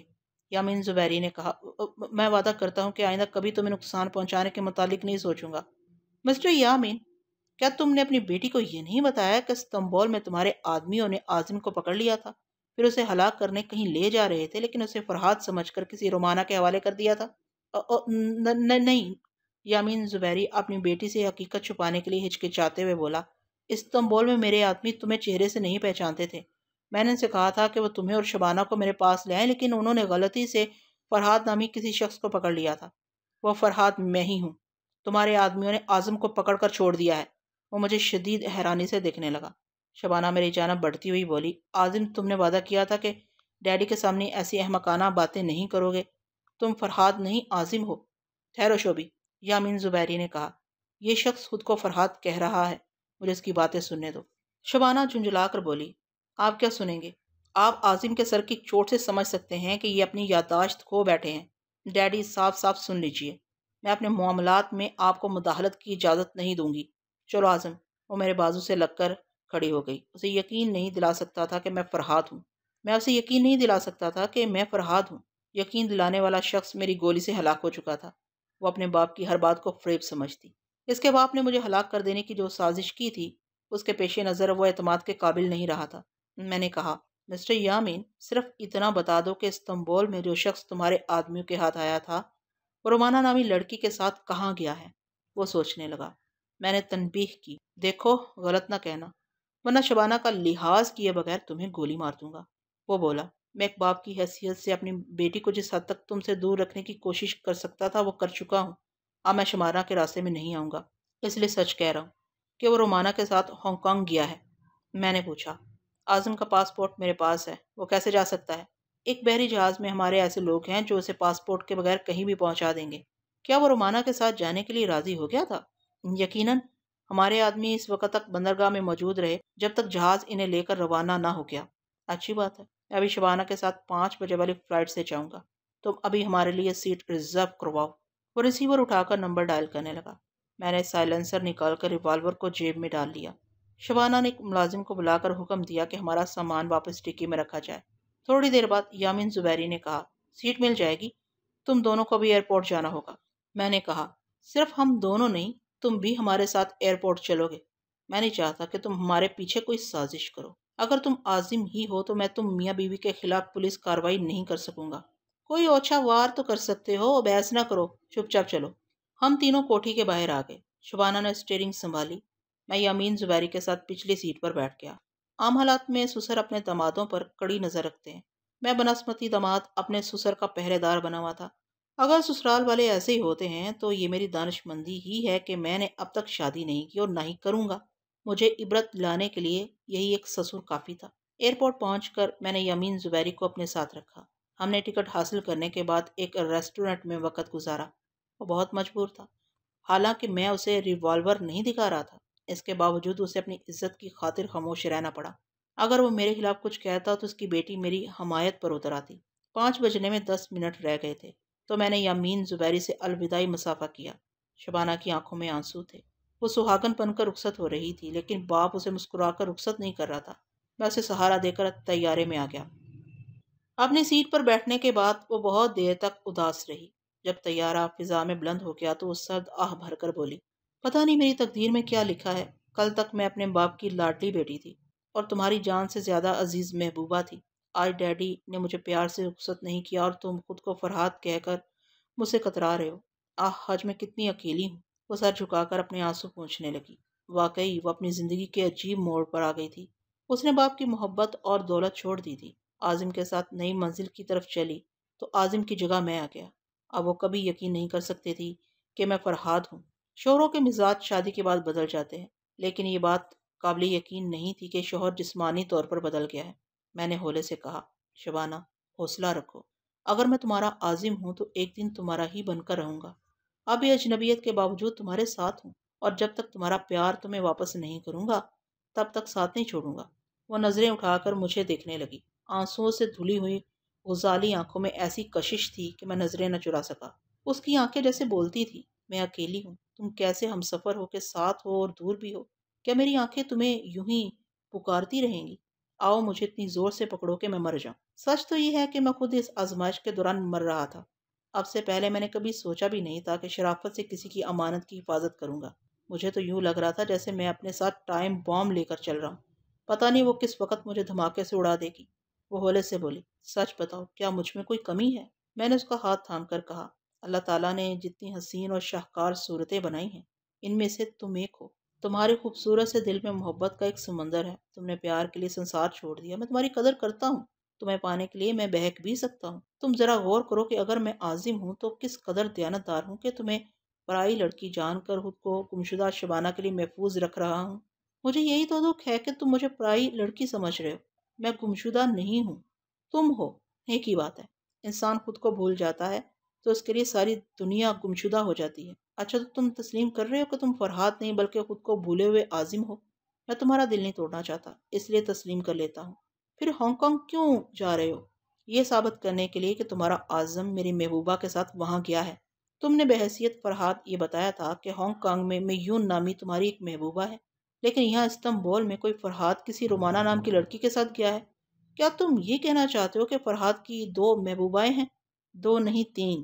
ایک کا نام سونیا، دوسری کا نام رومانہ اور تیسری کا نام میون ہے، اور وہ تینوں مجھ سے بچھڑ گئی ہیں۔ وہ مجھے بیزاری سے یوں دیکھنے لگی جیسے کسی پاگل کی باتیں سن رہی ہو۔ پھر اس نے کہا، ابھی تو تم اتنے دیانتدار بن رہے تھے کہ مجھے پرائی سمجھ کر بہکنا نہیں چاہتے تھے۔ اب اتنے فراغ دل بے ایمان بن گئے کہ بیک وقت 3 محبوبائیں رکھ لیں۔ بیک وقت نہیں بلکہ زندگی کے مختلف موڑ پر ایک ایک لڑکی ایسے حالات میں ملتی گئی کہ میں کسی سے دامن بچا کر گزر نہ سکا۔ لیکن اب تجربات نے بہت کچھ سکھا دیا ہے کہ کسی کے پیار کو دل میں بسا کر میں سنگ دل نہیں بن سکتا، کسی کو رونے اور تڑپنے کے لیے چھوڑ نہیں سکتا۔ میں تمہاری باتیں صرف اس لیے سن رہی ہوں کہ تم صبح کے بھولے ہو، شام کو گھر واپس آ جاؤ گے۔ پھر یہ کہ وقت بھی گزر رہا ہے، لہٰذا میں بحث برائے بحث کے لیے پوچھ رہی ہوں کہ اگر تم سنگ دل اور ہرجائی نہیں ہو تو ان تینوں کو چھوڑ کر ہمارے ملک میں بھٹکنے کیوں آ گئے؟ تمہارے اس سوال کے پیچھے ایک لمبی داستان ہے، تم یقین تو نہیں کرو گی۔ لیکن وقت گزارنے کے لیے ہی سن لو۔ جب تمہارا عازم تمہیں واپس ملے گا تو میرا یہ فسانہ حقیقت بن جائے گا۔ میں اسے ابتدا سے اپنی داستان حیات سنانے لگا۔ میں نے یہ بھی بتایا کہ میں کبھی ٹیلیپیتھی کا ماسٹر سمجھا جاتا تھا، اب بھی یہ علم حاصل کر سکتا ہوں، اور اس کے لیے مجھے کہیں اطمینان سے بیٹھ کر کافی وقت گزارنا پڑے گا۔ میری داستان کی طوالت کا اندازہ اس طرح لگایا جا سکتا ہے کہ 3 برس 3 ماہ سے قسط وار بیان کرتا آ رہا ہوں، اور ابھی اس کا پہلا حصہ بھی مکمل نہیں ہوا ہے۔ شبانہ کے سامنے میں نے تصار سے بیان کیا، لیکن جب میں نے 1 گھنٹہ بعد پلٹ کر اسے دیکھا تو وہ آنکھیں بند کیے گہری نیند میں ڈوب چکی تھی۔ مجھے ہنسی آ گئی۔ وہ مجھے جھوٹا سمجھ رہی تھی، میرا سچ سنتے سنتے سو گئی۔ میں نے بھی اپنی سیٹ کی پشت سے ٹیک لگا کر آنکھیں بند کر لیں۔ میں بھی تمام رات کا جاگا ہوا تھا۔ ذرا دیر بعد نیند کی آغوش میں چلا گیا۔ شام کے 7 بجے شبانہ نے مجھے بیدار کیا۔ عظیم اٹھو، سیفٹی بیلٹ باندھو، ہم دہلی پہنچ گئے ہیں۔ میں نے آنکھیں کھول کر طیارے کے اندرونی ماحول کو دیکھا، پھر جمائی لینے کے بعد سیفٹی بیلٹ باندھنے لگا۔ وہ بولی، تمہیں کچھ ہوش ہے؟ تم 10 گھنٹے تک سوتے رہے ہو۔ ایئر ہوسٹس کہہ رہی تھی کہ تمہیں لنچ کے لیے اٹھایا جائے، لیکن میں یہ سوچ کر نہیں اٹھایا کہ شاید میرا کوئی خواب دیکھ کر تمہیں ماضی یاد آ جائے۔ میں نے مسکراتے ہوئے کہا۔ نیند کا نشہ ایسا تھا کہ خواب دیکھنے کا بھی ہوش نہ رہا۔ وہ مایوس ہو گئی۔ دہلی کے ایئرپورٹ میں ہم نے 2 گھنٹے گزارے۔ وہاں میں نے غسل کیا، اعظم کا ایک بہترین سوٹ پہنا۔ شبانہ نے بھی لباس تبدیل کیا۔ سیاہ اور نارنجی رنگ کے بلاؤز اسکرٹ میں اس کے حسن کی چاندنی نکھر آئی تھی۔ وہ نئے سرے سے میرے سر کے زخموں کو صاف کر کے مرہم پٹی کرنے قریب آئی تو اس کی قربت نے بتایا کہ اس کے نشے و فراز کمال صناعی سے تراشے گئے ہیں، اور ہر پیچ و خم میں آگ بھری گئی ہے جس کی آنچ سے میں لرز رہا تھا۔ میں نے آنکھیں بند کر لیں۔ دل کے چور نے سمجھایا کہ میں خواہ پارسا بن رہا ہوں، لیکن دماغ سمجھا رہا تھا کہ وہ محبت کی ماری فریب خوردہ ہے، اسے فریب نہ دو، اور مزید محبوباؤں کی فوج نہ بناؤ ورنہ بری طرح پچھتاؤ گے۔ دل و دماغ کے درمیان کشمکش جاری رہی اور مرہم پٹی ہو گئی۔ ہم ویٹنگ روم سے نکل کر ریسٹورنٹ میں ڈنر کے لیے آئے تو شبانہ نے پوچھا، بہت چپ چپ سے ہو، کیا بات ہے؟ میں نے جواب دیا، تمہاری قربت مجھے اصولوں کی جنت سے نکالنا چاہتی ہے۔ تم ایسا حسین شاہکار ہو جس کے لیے توبہ توڑی جا سکتی ہے، لیکن میں ابھی چپ چاپ اپنی خواہشات سے جنگ کر رہا ہوں۔ وہ سر جھکا کر شرماتی ہوئی بولی، آخر کب تک؟ صرف ہانگ کانگ پہنچنے تک۔ وہ خاموشی سے کھانے میں مصروف ہو گئی۔ جب ہم کھانے سے فارغ ہو گئے اور اپنے اپنی اٹیچی اٹھا کر طیارے کی طرف جانے لگے تو پرواز کے لیے ہمارے نام پکارے جا رہے تھے۔ طیارے کی سیڑھیاں چڑھتے وقت میں نے ایئر ہوسٹس ریٹا کو دیکھا۔ آپ سے پہلے میں نے اسے نہیں دیکھا تھا۔ اس کا مطلب یہی ہو سکتا تھا کہ جہاز کا سٹاف بدل گیا تھا۔ ریٹا دلی سے ہانگ کانگ تک اپنی ڈیوٹی انجام دینے کے لیے جا رہی تھی۔ میں نے پہچان لیا، مگر وہ مجھے فرحاد کے روپ میں نہیں جانتی تھی۔ مجھے ایک عام مسافر سمجھ کر اس نے خوشامدید کہا۔ میں اس کے قریب سے گزر کر جانے لگا، اتنے میں اس کی آواز سنائی دی، oh it is you mister Vinod Sharma, کیا آپ نے مجھے پہچانا؟ میں چونک گیا۔ کیا اس نے مجھے ونود شرما کے طور پر پہچان لیا ہے؟ نہیں، یہ کیسے ممکن ہے؟ میں نے فوراً پلٹ کر دیکھا۔ اب مجھے دوسری بار چونکنا پڑا۔ میرے سامنے طیارے کے داخلی دروازے پر اصلی ونود شرما کھڑا ہوا تھا۔ اس کے ساتھ ایک حسین عورت ساڑی پہنے بالوں کے جوڑے میں پھولوں کی وینی سجائے کھڑی تھی۔ ونود شرما نے ریٹا سے کہا، سوری، میں نے تمہیں نہیں پہچانا۔ ہو مسٹر شرما، اتنی جلدی بھول گئے؟ آپ استنبول میں میرے فلیٹ میں آئے تھے؟ اچھا، تم 5 دسمبر کی بات کر رہی ہو۔ پولیس اس معاملے کی تحقیقات کر رہی ہے، میں تھوڑی دیر بعد تم سے باتیں کروں گا۔ میں شبانہ کے ساتھ اپنی سیٹ پر آ گیا۔ میرے بائیں طرف مسافروں کے لیے چھوٹی سی گزرگاہ تھی۔ اس کے بعد 2 خالی سیٹوں پر ونود شرما اپنی ساتھی کے ساتھ آ کر بیٹھ گیا۔ اس کے فرشتوں کو بھی یہ علم نہ تھا کہ جس نقلی ونود شرما کی اسے تلاش ہے وہ اس کے قریب ہی بیٹھا ہے۔ اس کی باتوں سے پتہ چلا کہ ہانگ کانگ سے استنبول تک تمام ممالک کے پولیس والے میری تلاش میں ہیں۔ چونکہ میرا اصلی روپ انہوں نے نہیں دیکھا تھا، اس لیے میں آزادی سے گھوم رہا تھا۔ 15 منٹ کے بعد طیارہ فضا میں بلند ہو گیا۔ طیارے کے بہت سے مسافر بدل گئے تھے۔ کتنے ہی نئے چہرے نظر آ رہے تھے۔ میں نے محسوس کیا کہ ونود شرما بار بار ہماری جانب دیکھ رہا ہے۔ بعد میں پتہ چلا کہ وہ مجھے نہیں، شبانہ کو للچائی ہوئی نظروں سے دیکھ رہا تھا۔ مجھے یاد آیا، وہ شروع ہی سے حسن پرست تھا، اور شبانہ تو ایسی چیز تھی کہ ارب پتی ونود شرما اس کے لیے اپنی دولت کو داؤ پر لگا سکتا تھا۔ تھوڑی دیر بعد ریٹا اس کے پاس آئی اور بولی، مسٹر شرما، میں آپ کو دیکھتے ہی ذرا دیر کے لیے بھول گئی تھی کہ مجھ سے ملنے والا ونود شرما نکلی تھا۔ اس سلسلے میں استنبول کی پولیس نے مجھ سے بھی سوالات کیے تھے، لیکن وہ بہت پہلے ہی میرے فلیٹ سے جا چکا تھا۔ تم نے اسے جانے کیوں دیا؟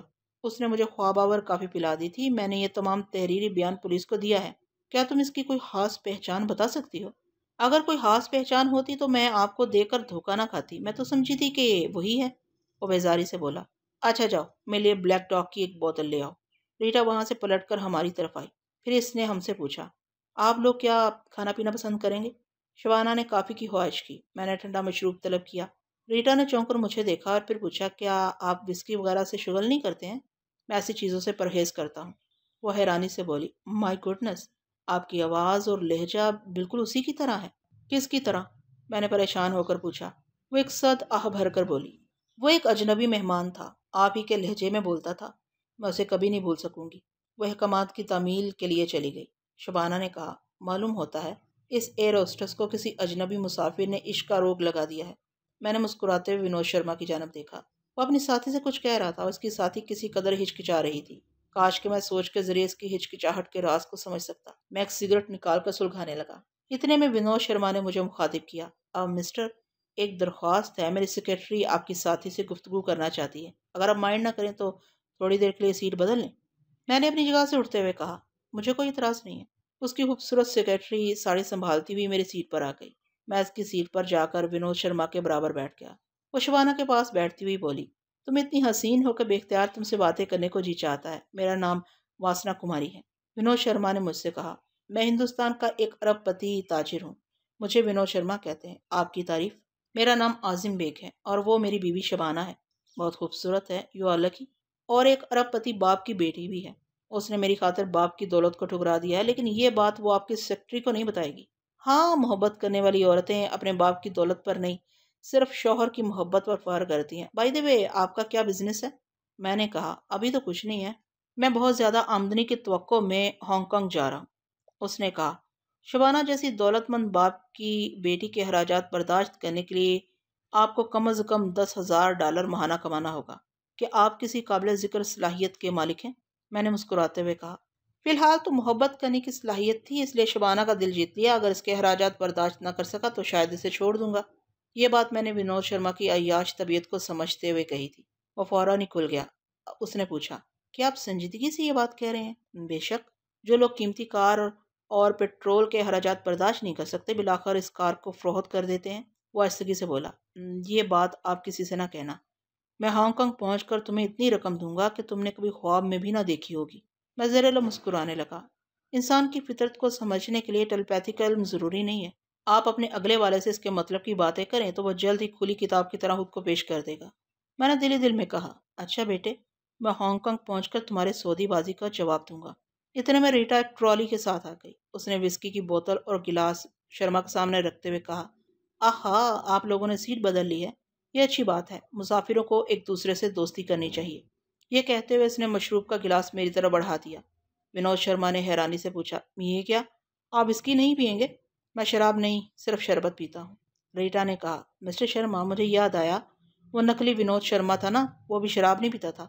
میں نے سفر کے دوران اس سے وسکی کے لیے پوچھا تو اس نے شربت طلب کیا تھا۔ مسٹر اعظم بھی شراب نہیں پیتے ہیں، کیوں نہ ہم انہیں وہی بہروپیہ سمجھ لیں؟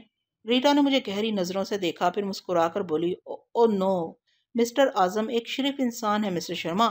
اس بہروپیے نے بے شک آپ کو پریشان کیا تھا، لیکن میں یہ ضرور کہوں گی کہ وہ بذات خود بے حد شریف اور زبان کا دھنی تھا۔ شرما نے ناگواری کا اظہار کیا۔ میں نے پوچھا، شرما صاحب کو پریشان کرنے والا شریف کیسے ہو سکتا ہے؟ وہ بولی، آپ یقین کریں، اس بہروپیے نے میرے فلیٹ سے جاتے وقت کوئی چیز نہیں چرائی۔ میں بے خبر سو رہی تھی، میرے سینے پر $5,000 کی گڈیاں رکھ کر چلا گیا۔ مائی گڈنس، میں اسے کبھی نہیں بھولوں گی۔ شرما نے کہا، تمہاری یاد کرتے رہنے سے وہ آ نہیں جائے گا، اور آ بھی جائے تو پہچانا نہیں جائے گا۔ ریٹا نے مجھے گہری نظروں سے دیکھا، پھر بولی، عورت جب تنہائی میں کسی کو یاد کرنے بیٹھتی ہے تو کانوں میں اس کا لب و لہجہ بھولے ہوئے سبق کی طرح یاد آتا رہتا ہے۔ میں نکار خانے میں بھی اس کی آواز پہچان لوں گی۔ یہ کہہ کر وہ مجھے دیکھتے ہوئے چلی گئی۔ میں سمجھ گیا کہ وہ مجھے پہچان چکی ہے یا پھر پہچاننے کی کوشش کر رہی ہے۔ میرے سامنے دعویٰ کرنے کا مطلب یہ ہو سکتا تھا کہ میں اس کی باتوں سے قائل ہو کر اس کے سامنے کھل جاؤں، لیکن میں بے حس اور انجان بنا بیٹھا رہا۔ اس دوران ونود شرما پہلا پیگ حلق سے اتار چکا تھا۔ اس نے دوسرا پیگ بناتے ہوئے کہا، میں اس بہروپیے کو زندہ نہیں چھوڑوں گا۔ میں نے پوچھا، آخر قصہ کیا ہے؟ وہ بدماش میرے بہروپ میں مجھے اور میرے آدمیوں کو بے وقوف بناتا رہا، پھر میرا پاسپورٹ لے کر ہانگ کانگ سے استنبول چلا گیا۔ میں نے کہا، اسے استنبول کے ایئرپورٹ پر پکڑا جا سکتا تھا، مجھے پولیس کو اطلاع دینے کا موقع ہی نہیں ملا۔ رومانہ نامی ایک لڑکی نے مجھے اپنے کاٹیج میں قید کر دیا تھا۔ تعجب ہے؟ میں نے پوچھا، آپ مرد ہو کر ایک لڑکی کے سامنے کیسے بے بس ہو گئے؟ وہ ایک گھونٹ پی کر بولا، وہ لڑکی نہیں، پٹاخہ تھی۔ میں سمجھا کہ مجھ پر مر مٹی ہے۔ میں اس کے ساتھ موج کرنے کے لیے گیا تو کاٹیج میں اس کے آدمیوں نے مجھے پکڑ کر رسیوں سے باندھ دیا۔ وہ دوسرا گھونٹ پی کر بولا، حسین عورتوں کو حاصل کرنے کی ہوس ختم نہیں ہوتی۔ اس ہوس نے مجھے بارہا نقصان پہنچایا ہے۔ میں اس لڑکی کو حاصل کر کے ہی رہوں گا۔ کون سی لڑکی؟ وہی رومانہ۔ پولیس والے اس کی تلاش میں ہیں۔ اس کی کوئی تصویر حاصل نہ ہو سکی ورنہ استنبول میں ہی پکڑی جاتی۔ آپ رومانہ کے کاٹیج سے فرار کیسے ہوئے تھے؟ وہ خود ہی اپنے آدمیوں سے بول کر گئی تھی کہ مجھے 48 گھنٹے کے بعد چھوڑ دیا جائے۔ وہ اس بہروپیے کی دیوانی تھی، اس کے پیچھے استنبول گئی تھی۔ اب واپس ہانگ کانگ آئے گی تو پکڑی جائے گی۔ میں نے سوچا، وہ بحری جہاز سے آ رہی ہے، اسے ہانگ کانگ پہنچنے میں 20-25 دن لگ ہی جائیں گے۔ اس وقت تک میں اس کی حفاظت کی کوئی تدبیر سوچ لوں گا۔ رومانہ کے متعلق سوچتے وقت پھر مجھے خیال آیا کہ اعظم مکار ہے، گرگٹ کی طرح رنگ بدلتا ہے۔ اگر وہ فرہاد ہی بنا رہا تو رومانہ فریب میں آ کر میرا پیار اس کے حوالے کر دے گی۔ پھر کیا ہوگا کہ آئندہ کبھی وہ مجھے فرہاد یا اپنا محبوب کی حیثیت سے قبول کرے گی؟ میں نے ایک سانس میں شربت کا گلاس خالی کر دیا۔ ادھر میرے اور شبانہ کے ساتھ کیا ہوگا، ادھر رومانہ اور اعظم کے ساتھ کیا ہو رہا ہوگا، یہ میں نہیں جان سکتا تھا۔ افسوس کہ ٹیلی پیتھی کی راہ دوبارہ تلاش کرنے کے لیے مجھے شمع بینی کا موقع نہیں مل رہا تھا۔ شرما بڑبڑا رہا تھا، وہ بہروپیہ یقیناً خوبرو اور پرکشش شخصیت کا مالک ہوگا، تبھی اس پر حسین لڑکیاں مرتی ہیں۔ وہاں پولیس والوں نے تحقیقات شروع کی تو اس کی ایک اور محبوبہ دریافت ہو گئی، اس کا نام میون۔ میں نے چونک کر اسے دیکھا، وہ پینے میں مصروف تھا۔ میرے اضطراب کو نہ سمجھ سکا، کہنے لگا، آہ، اس ننھی سی چینی دوشیزہ نے مجھے بے حد متاثر کیا ہے، میں اسے کبھی بھلا نہ سکوں گا۔ میں نے پوچھا، کیا وہ ہانگ کانگ میں ہے؟ اس نے مجھے دیکھا، ایک گہری سانس لی، پھر کہا، ہوس نے میرے منہ پر زبردست تمانچہ مارا ہے۔ ہوا یہ کہ انٹرپول کے ایک جاسوس نے ایک بوڑھی عورت کا پتہ لگایا، وہ بہت لالچی تھی۔ اس نے بتایا کہ میون ایک اجنبی کے ساتھ اس کے گھر آئی تھی۔ وہ اجنبی ایک دن اور ایک رات اس کے ساتھ گزارنے کے بعد کہیں چلا گیا۔ وہ اس کی واپسی کا انتظار کرتی رہی، پھر ایک دن یہ کہہ کر چلی گئی کہ فرید واپس آئے تو اسے روک کر رکھنا، وہ اپنے خاندان والوں سے مل کر دوسرے دن آ جائے گی۔ پھر پتہ چلا کہ ہانگ کانگ کے ساحل پر اس کا بھائی اور ایک بہن ایک کشتی میں رہتے ہیں۔ میں نے اس بڑھیا کے ہاتھوں میں چند بڑے نوٹ رکھے۔ وہ میرے منصوبے کے مطابق میون کے پاس گئی اور اسے بتایا کہ اس کا فرید واپس آ گیا ہے اور ایک کشتی میں اس کا انتظار کر رہا ہے۔ وہ دیوانہ وار بھاگتی ہوئی میری کشتی میں آ گئی۔ میں کشتی پر بانس کے بنے ہوئے ایک چھوٹے سے کیبن میں بیٹھا ہوا تھا۔ وہ اندر آتے ہی ٹھٹک گئی۔ بڑھیا نے بتایا، وہ بیمار ہے۔ میں نے دیکھا وہ ہانپ رہی تھی اور نکاہت سے کانپ رہی تھی۔ بیمار حسن بڑا ہی دلکش تھا، بے اختیار اس پر دل آ گیا۔ میں نے کہا، آؤ بیٹھو۔ وہ کمزوری کے باعث فرشی بستر پر گر پڑی۔ فرید، میرے دیوتا، تم کہاں رہ گئے تھے؟ میں نے کہا، تمہارے دیوتا کو پولیس تلاش کر رہی ہے اور اب تم بھی پولیس کی حراست میں ہو۔ وہ گھبرا کر مجھے دیکھنے لگی۔ میں نے ہنستے ہوئے پوچھا، تمہارا دیوتا میرے ہی میک اپ میں یہاں سے فرار ہوا ہے، تم مجھے دیوتا سمجھ رہی ہو نا؟ اس نے پریشان ہو کر اٹھنے کی کوشش کی مگر پھر گر پڑی۔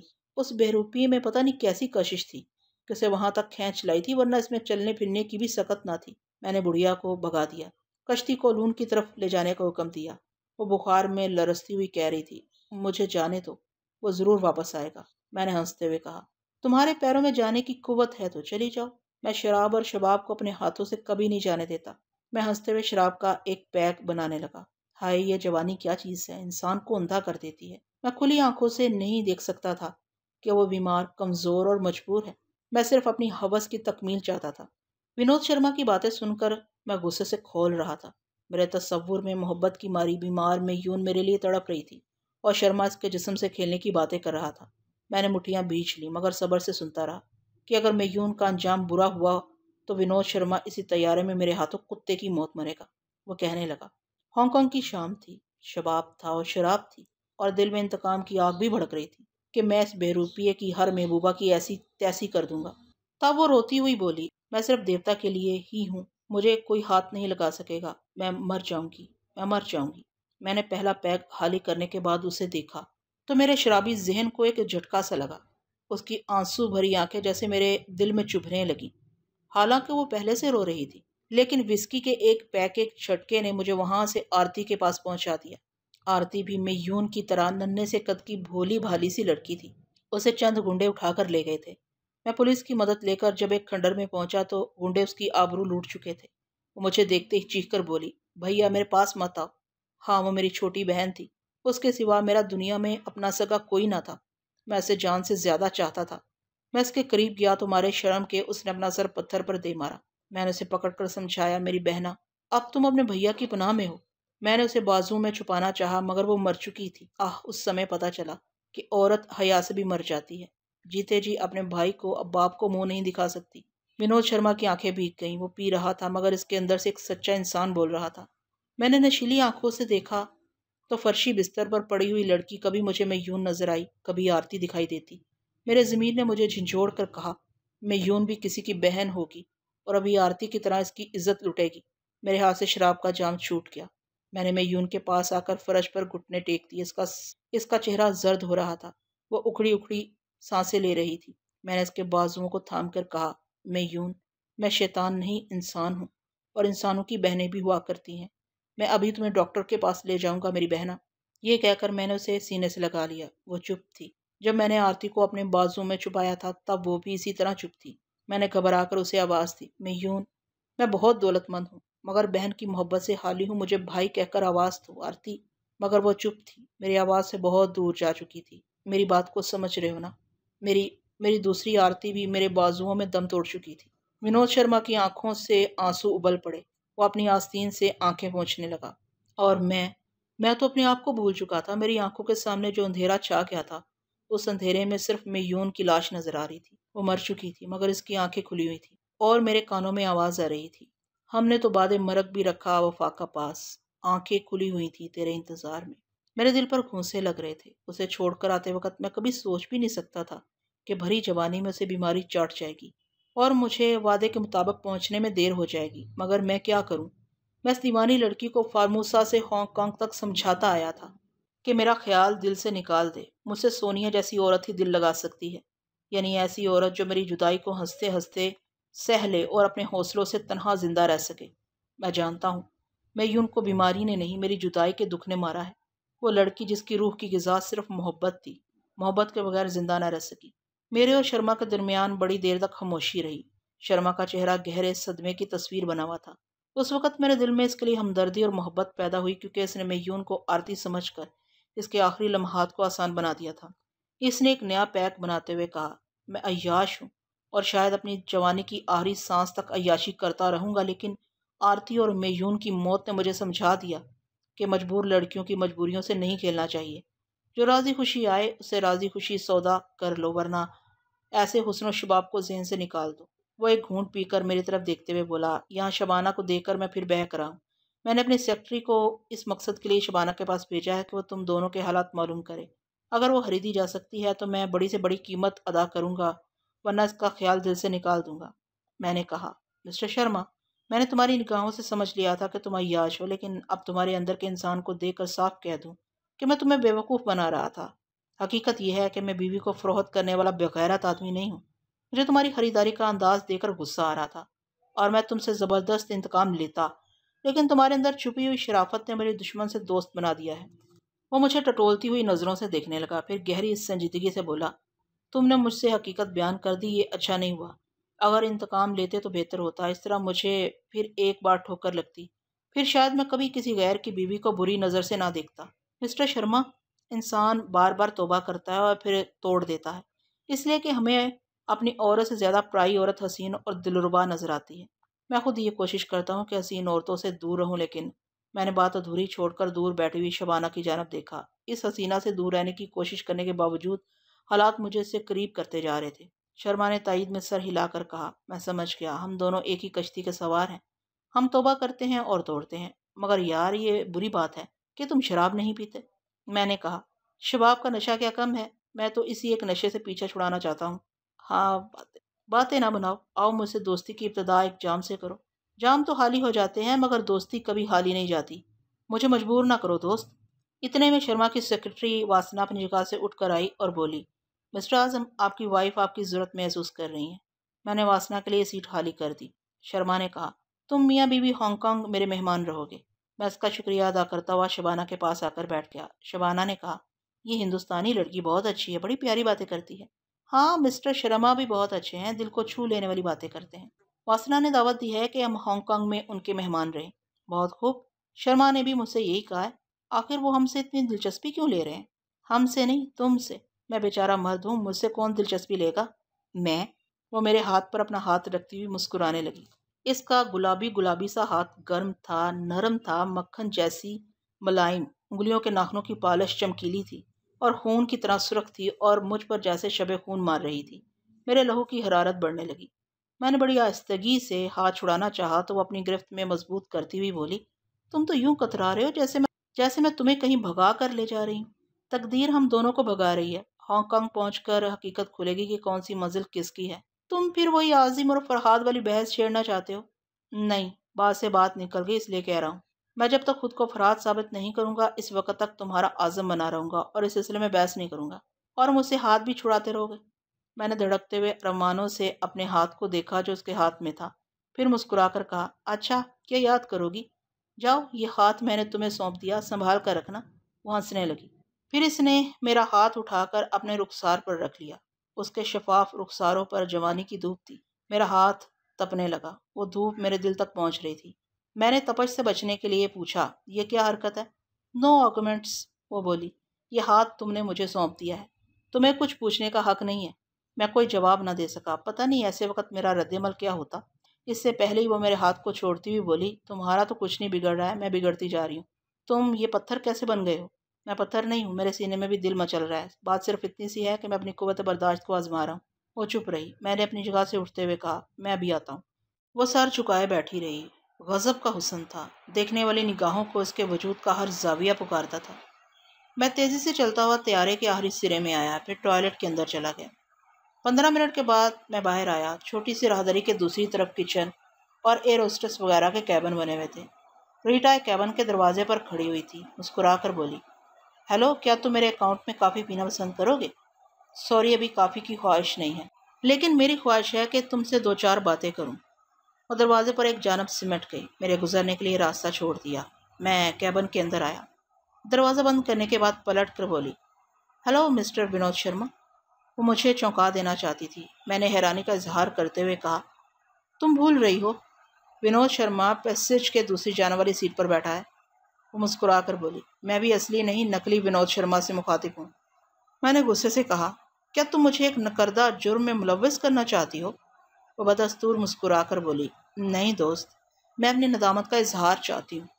میں نے تمہارے $20,000 ہضم کرنے کی کوشش کی۔ تم میری غفلت سے فائدہ اٹھا سکتے تھے، میرے جسم سے کھیل سکتے تھے، پورے $20,000 لے جا سکتے تھے، لیکن تم اپنے وعدے کے مطابق کمیشن کے $5,000 میرے لیے چھوڑ گئے۔ تم ایک عجیب انسان ہو اور میں تمہیں پہچاننے میں غلطی نہیں کر سکتی۔ میں نے انجان بن کر کہا، کیا میرا لب و لہجہ نقلی ونود شرما جیسا ہے؟ ہاں، تم انجان نہ بنو۔ تمہیں اپنی یادداشت پر ضرورت سے زیادہ اعتماد ہے۔ اگر میں وہ ہوتا تو حیل و حجت کے بغیر تسلیم کر لیتا، کیونکہ تم اس کے دشمن نہیں، دوست ہو اور اس کی قدر کر رہی ہو، لیکن میں عازم کے بجائے نقلی ونود شرما بن کر اپنی قدر نہیں کرانا چاہتا۔ مجھے ایسے انکار نہیں کہ تمہارا نام عازم ہے، لیکن تمہاری شخصیت کا دوسرا پہلو وہی ہے جو میں جانتی ہوں۔ میں نے کہا، تمہاری غلط فہمی دور ہو سکتی ہے، تم میری وائف شبانہ سے جا کر پوچھ لو۔ میرا پاسپورٹ دیکھو، تمہیں معلوم ہوگا کہ میں انقرہ کا باشندہ ہوں اور پاسپورٹ کے مطابق پہلی بار بیرونی ممالک کا سفر کر رہا ہوں۔ ونود شرما کا پاسپورٹ بھی درست تھا، صرف تم غلط تھے۔ کیا تم یہ کہنا چاہتی ہو کہ میں اعظم کے پاسپورٹ پر نقلی اعظم بن کر سفر کر رہا ہوں؟ ایسا ممکن ہے، تم زبردست بہروپیے ہو۔ تو پھر میرے چہرے پر وینشنگ کریم لگا کر دیکھو، میں میک اپ میں نہیں ہوں۔ میرے سانسوں کے قریب آ گئی، دونوں ہاتھ اٹھا کر میرے چہرے کو چھونے اور ٹٹولنے لگی، پھر بے یقینی سے بولی، ہو سکتا ہے کہ تم نے ماسک والا میک اپ کیا ہو۔ میں نے کہا، ماسک کا جوڑ گردن پر بالوں کے پیچھے اور شانوں پر لباس کے نیچے ہوتا ہے، تم اس کی بھی تسلی کر لو۔ میں نے کوٹ اتارا، نکٹائی کھولی، قمیض کے بٹن بھی کھول دیے۔ وہ میرے گریبان میں ہاتھ ڈال کر میرے شانوں کو ٹٹولنے لگی۔ بڑے بوڑھے سچ کہتے ہیں کہ کسی کو اپنے گریبان میں ہاتھ ڈالنے کا موقع نہیں دینا چاہیے۔ ایسی بات نہیں ہے کہ میں اچانک بہت زیادہ پارسا بن گیا تھا اور ہر عورت سے کترانا شروع کر دیا تھا۔ شبانہ کو پرائی امانت سمجھ کر اس کے ساتھ دیانتداری سے رہنے کے لیے میں اپنی ہوس کا رخ ریٹا کی جانب موڑ سکتا تھا، لیکن میرے دل و دماغ پر میون کی ابدی جدائی کا صدمہ تھا اور اس وقت میں دنیا کی کسی عورت سے بھی دلچسپی نہیں لے سکتا تھا۔ ریٹا نے کہا، لوگ میرے قریب آنے کے لیے ترستے ہیں، لیکن تمہارے کترانے کا انداز چغلی کھا رہا ہے کہ تم وہی ہو۔ اس نے بھی میرے فلیٹ میں میرے ساتھ رات گزاری، مگر مجھے ہاتھ نہیں لگایا۔ تم گھوم پھر کر مجھے وہی بہروپیہ سمجھ لیتی ہو۔ دنیا میں بے شمار لوگ ہوتے ہیں جو پرائی عورتوں سے دور رہتے ہیں، لیکن لب و لہجہ بھی وہی، انداز بھی وہی، عادات بھی وہی ہیں۔ اچھا، اگر تم عازم ہو، ترکی باشندے ہو تو ترکی زبان بولو۔ میں چکرا گیا۔ اس نے میری دکھتی رگ پکڑ لی تھی۔ اب اگر میں کہتا ہوں کہ میں بحیثیت اعظم یادداشت کھو بیٹھا ہوں تو یہ بات ناقابل یقین ہوتی کہ اعظم اپنی مادری زبان بھول کر صرف انگریزی بولتا ہے۔ اتنے میں دروازے پر دستک ہوئی۔ مجھے سنبھلنے کا موقع مل گیا۔ ریٹا میرے پاس سے پلٹ کر گئی۔ پھر اس نے دروازہ کھول دیا۔ کھلے ہوئے دروازے پر شبانہ کھڑی ہوئی تھی۔ وہ میری حالت دیکھ کر پہلے تو سکتے میں رہ گئی، کیونکہ میرا کوٹ اترا ہوا تھا، نکٹائی اور قمیض کے بٹن کھلے ہوئے تھے اور میں ایک جوان عورت کے کمرے میں بند تھا۔ اچھا، تو یہاں رنگرلیاں منائی جا رہی ہیں؟ بدکار ہرجائی، اگر تمہارا معیار یہی ایروسٹس تھی تو تم نے مجھ سے شادی کیوں کی؟ میں نے آگے بڑھ کر کہا۔ تم مجھے غلط سمجھ رہی ہو، خبردار میرے قریب نہ آنا۔ وہ پیچھے ہٹ کر دروازے سے لگ گئی۔ شبانہ، مجھ سے قسم لے لو، میں نے اس عورت کو ہاتھ تک نہیں لگایا ہے، نچا کر بولی۔ تبھی اس کی لپسٹک تمہارے چہرے پر نظر آ رہی ہے، جھوٹے مکار فریبی۔ میں نے گال پر ہاتھ لگا کر دیکھا تو میری انگلیوں پر لپسٹک کی لالی آ گئی۔ میں نے غصے سے ریٹا کو مخاطب کیا۔ دیکھو، تمہاری بے باکیوں نے ہمارے درمیان کیسی غلط فہمی پیدا کر دی ہے۔ اب میں کیسے یقین دلاؤں کہ میں تم سے کترا رہا تھا؟ شبانہ طنزیہ انداز میں بولی۔ اچھا، کترانے کے لیے تم نے یہ لباس اتارا تھا؟ دوبارہ پہن رہے تھے؟ میں آ گئی۔ میں نے تمہیں رنگے ہاتھوں پکڑا ہے۔ اب میں اچھی طرح سمجھ گئی ہوں کہ تم میری دولت حاصل کرنا چاہتے تھے۔ جب تم نے یہ دیکھا کہ میں نے شادی کے بعد گھر چھوڑ دیا ہے، ڈیڈی کی مخالفت مول لے لی ہے اور اب ڈیڈی مجھے اپنی دولت میں سے $1 بھی نہیں دیں گے، تو تم نے پھر باتیں بنانی شروع کی، مجھے یہ سمجھانے لگے کہ یادداشت کھو بیٹھے ہو، پھر خود کو اعظم کی بجائے فرحات کہنے لگے۔ میں پھر بھی تمہارے ساتھ لگی رہی کہ تم میرے پاس سے اٹھ کر اس ایروسٹس کے پاس آ گئے۔ میں ایک ارب پتی باپ کی لاڈلی بیٹی اور انقرہ کی حسین ترین لڑکی ہوں۔ میں یہ توہین برداشت نہیں کروں گی۔ وہ دونوں ہاتھوں سے منہ چھپا کر رونے لگی۔ شبانہ کے نقطۂ نظر سے دیکھا جائے تو واقعی بد نصیبی اس کے پیچھے پڑ گئی تھی۔ اس نے جس اعظم کے لیے اپنا گھر، اپنے باپ کی محبت اور دولت چھوڑی، اس اعظم نے اس کے ساتھ سہاگ رات تک نہیں گزاری۔ وہ اعظم فرحات بن کر اسے کتراتا رہا۔ تقدیر ایک محبت کرنے والی لڑکی کی قدم قدم پر توہین کر رہی تھی اور میری موجودہ حالت نے اس کے اعتماد کے تابوت پر آخری کیل ٹھوک دی تھی۔ اور اب وہ گھر کی رہی تھی نہ گھاٹ کی۔ میکے سے بھاگنے والی لڑکی رو رو کر پچھتا رہی تھی۔ میں یہ ضرور چاہتا تھا کہ وہ مجھے عازم نہ سمجھے، لیکن میں یہ نہیں چاہتا تھا کہ وہ مایوسی اور بدنصیبی کی انتہا کو پہنچ جائے۔ ریٹا نے شبانہ کو مخاطب کیا۔ مسز اعظم، ازدواجی زندگی اعتماد کے بغیر نہیں گزرتی۔ اگر تم سچائی کو سمجھنا چاہو تو سچ یہ ہے کہ یہ اعظم وہی بہروپیہ ہے جسے ونود شرما تلاش کر رہا ہے۔ شبانہ نے اپنے چہرے پر سے ہاتھ ہٹا کر آنسو بھری آنکھوں سے مجھے دیکھا۔ ریٹا نے کہا، مجھے شبہ تھا کہ تمہارا شوہر ماسک میک اپ میں ہے، اس لیے اس نے کوٹ اور نکٹائی اتاری تھی تاکہ میں گردن اور قمیض کے نیچے ماسک تلاش کر سکوں۔ میں نے ریٹا کو احسان مندی سے دیکھتے ہوئے قمیض اور نکٹائی درست کی، پھر کوٹ پہننے لگا۔ شبانہ تذبذب میں تھی۔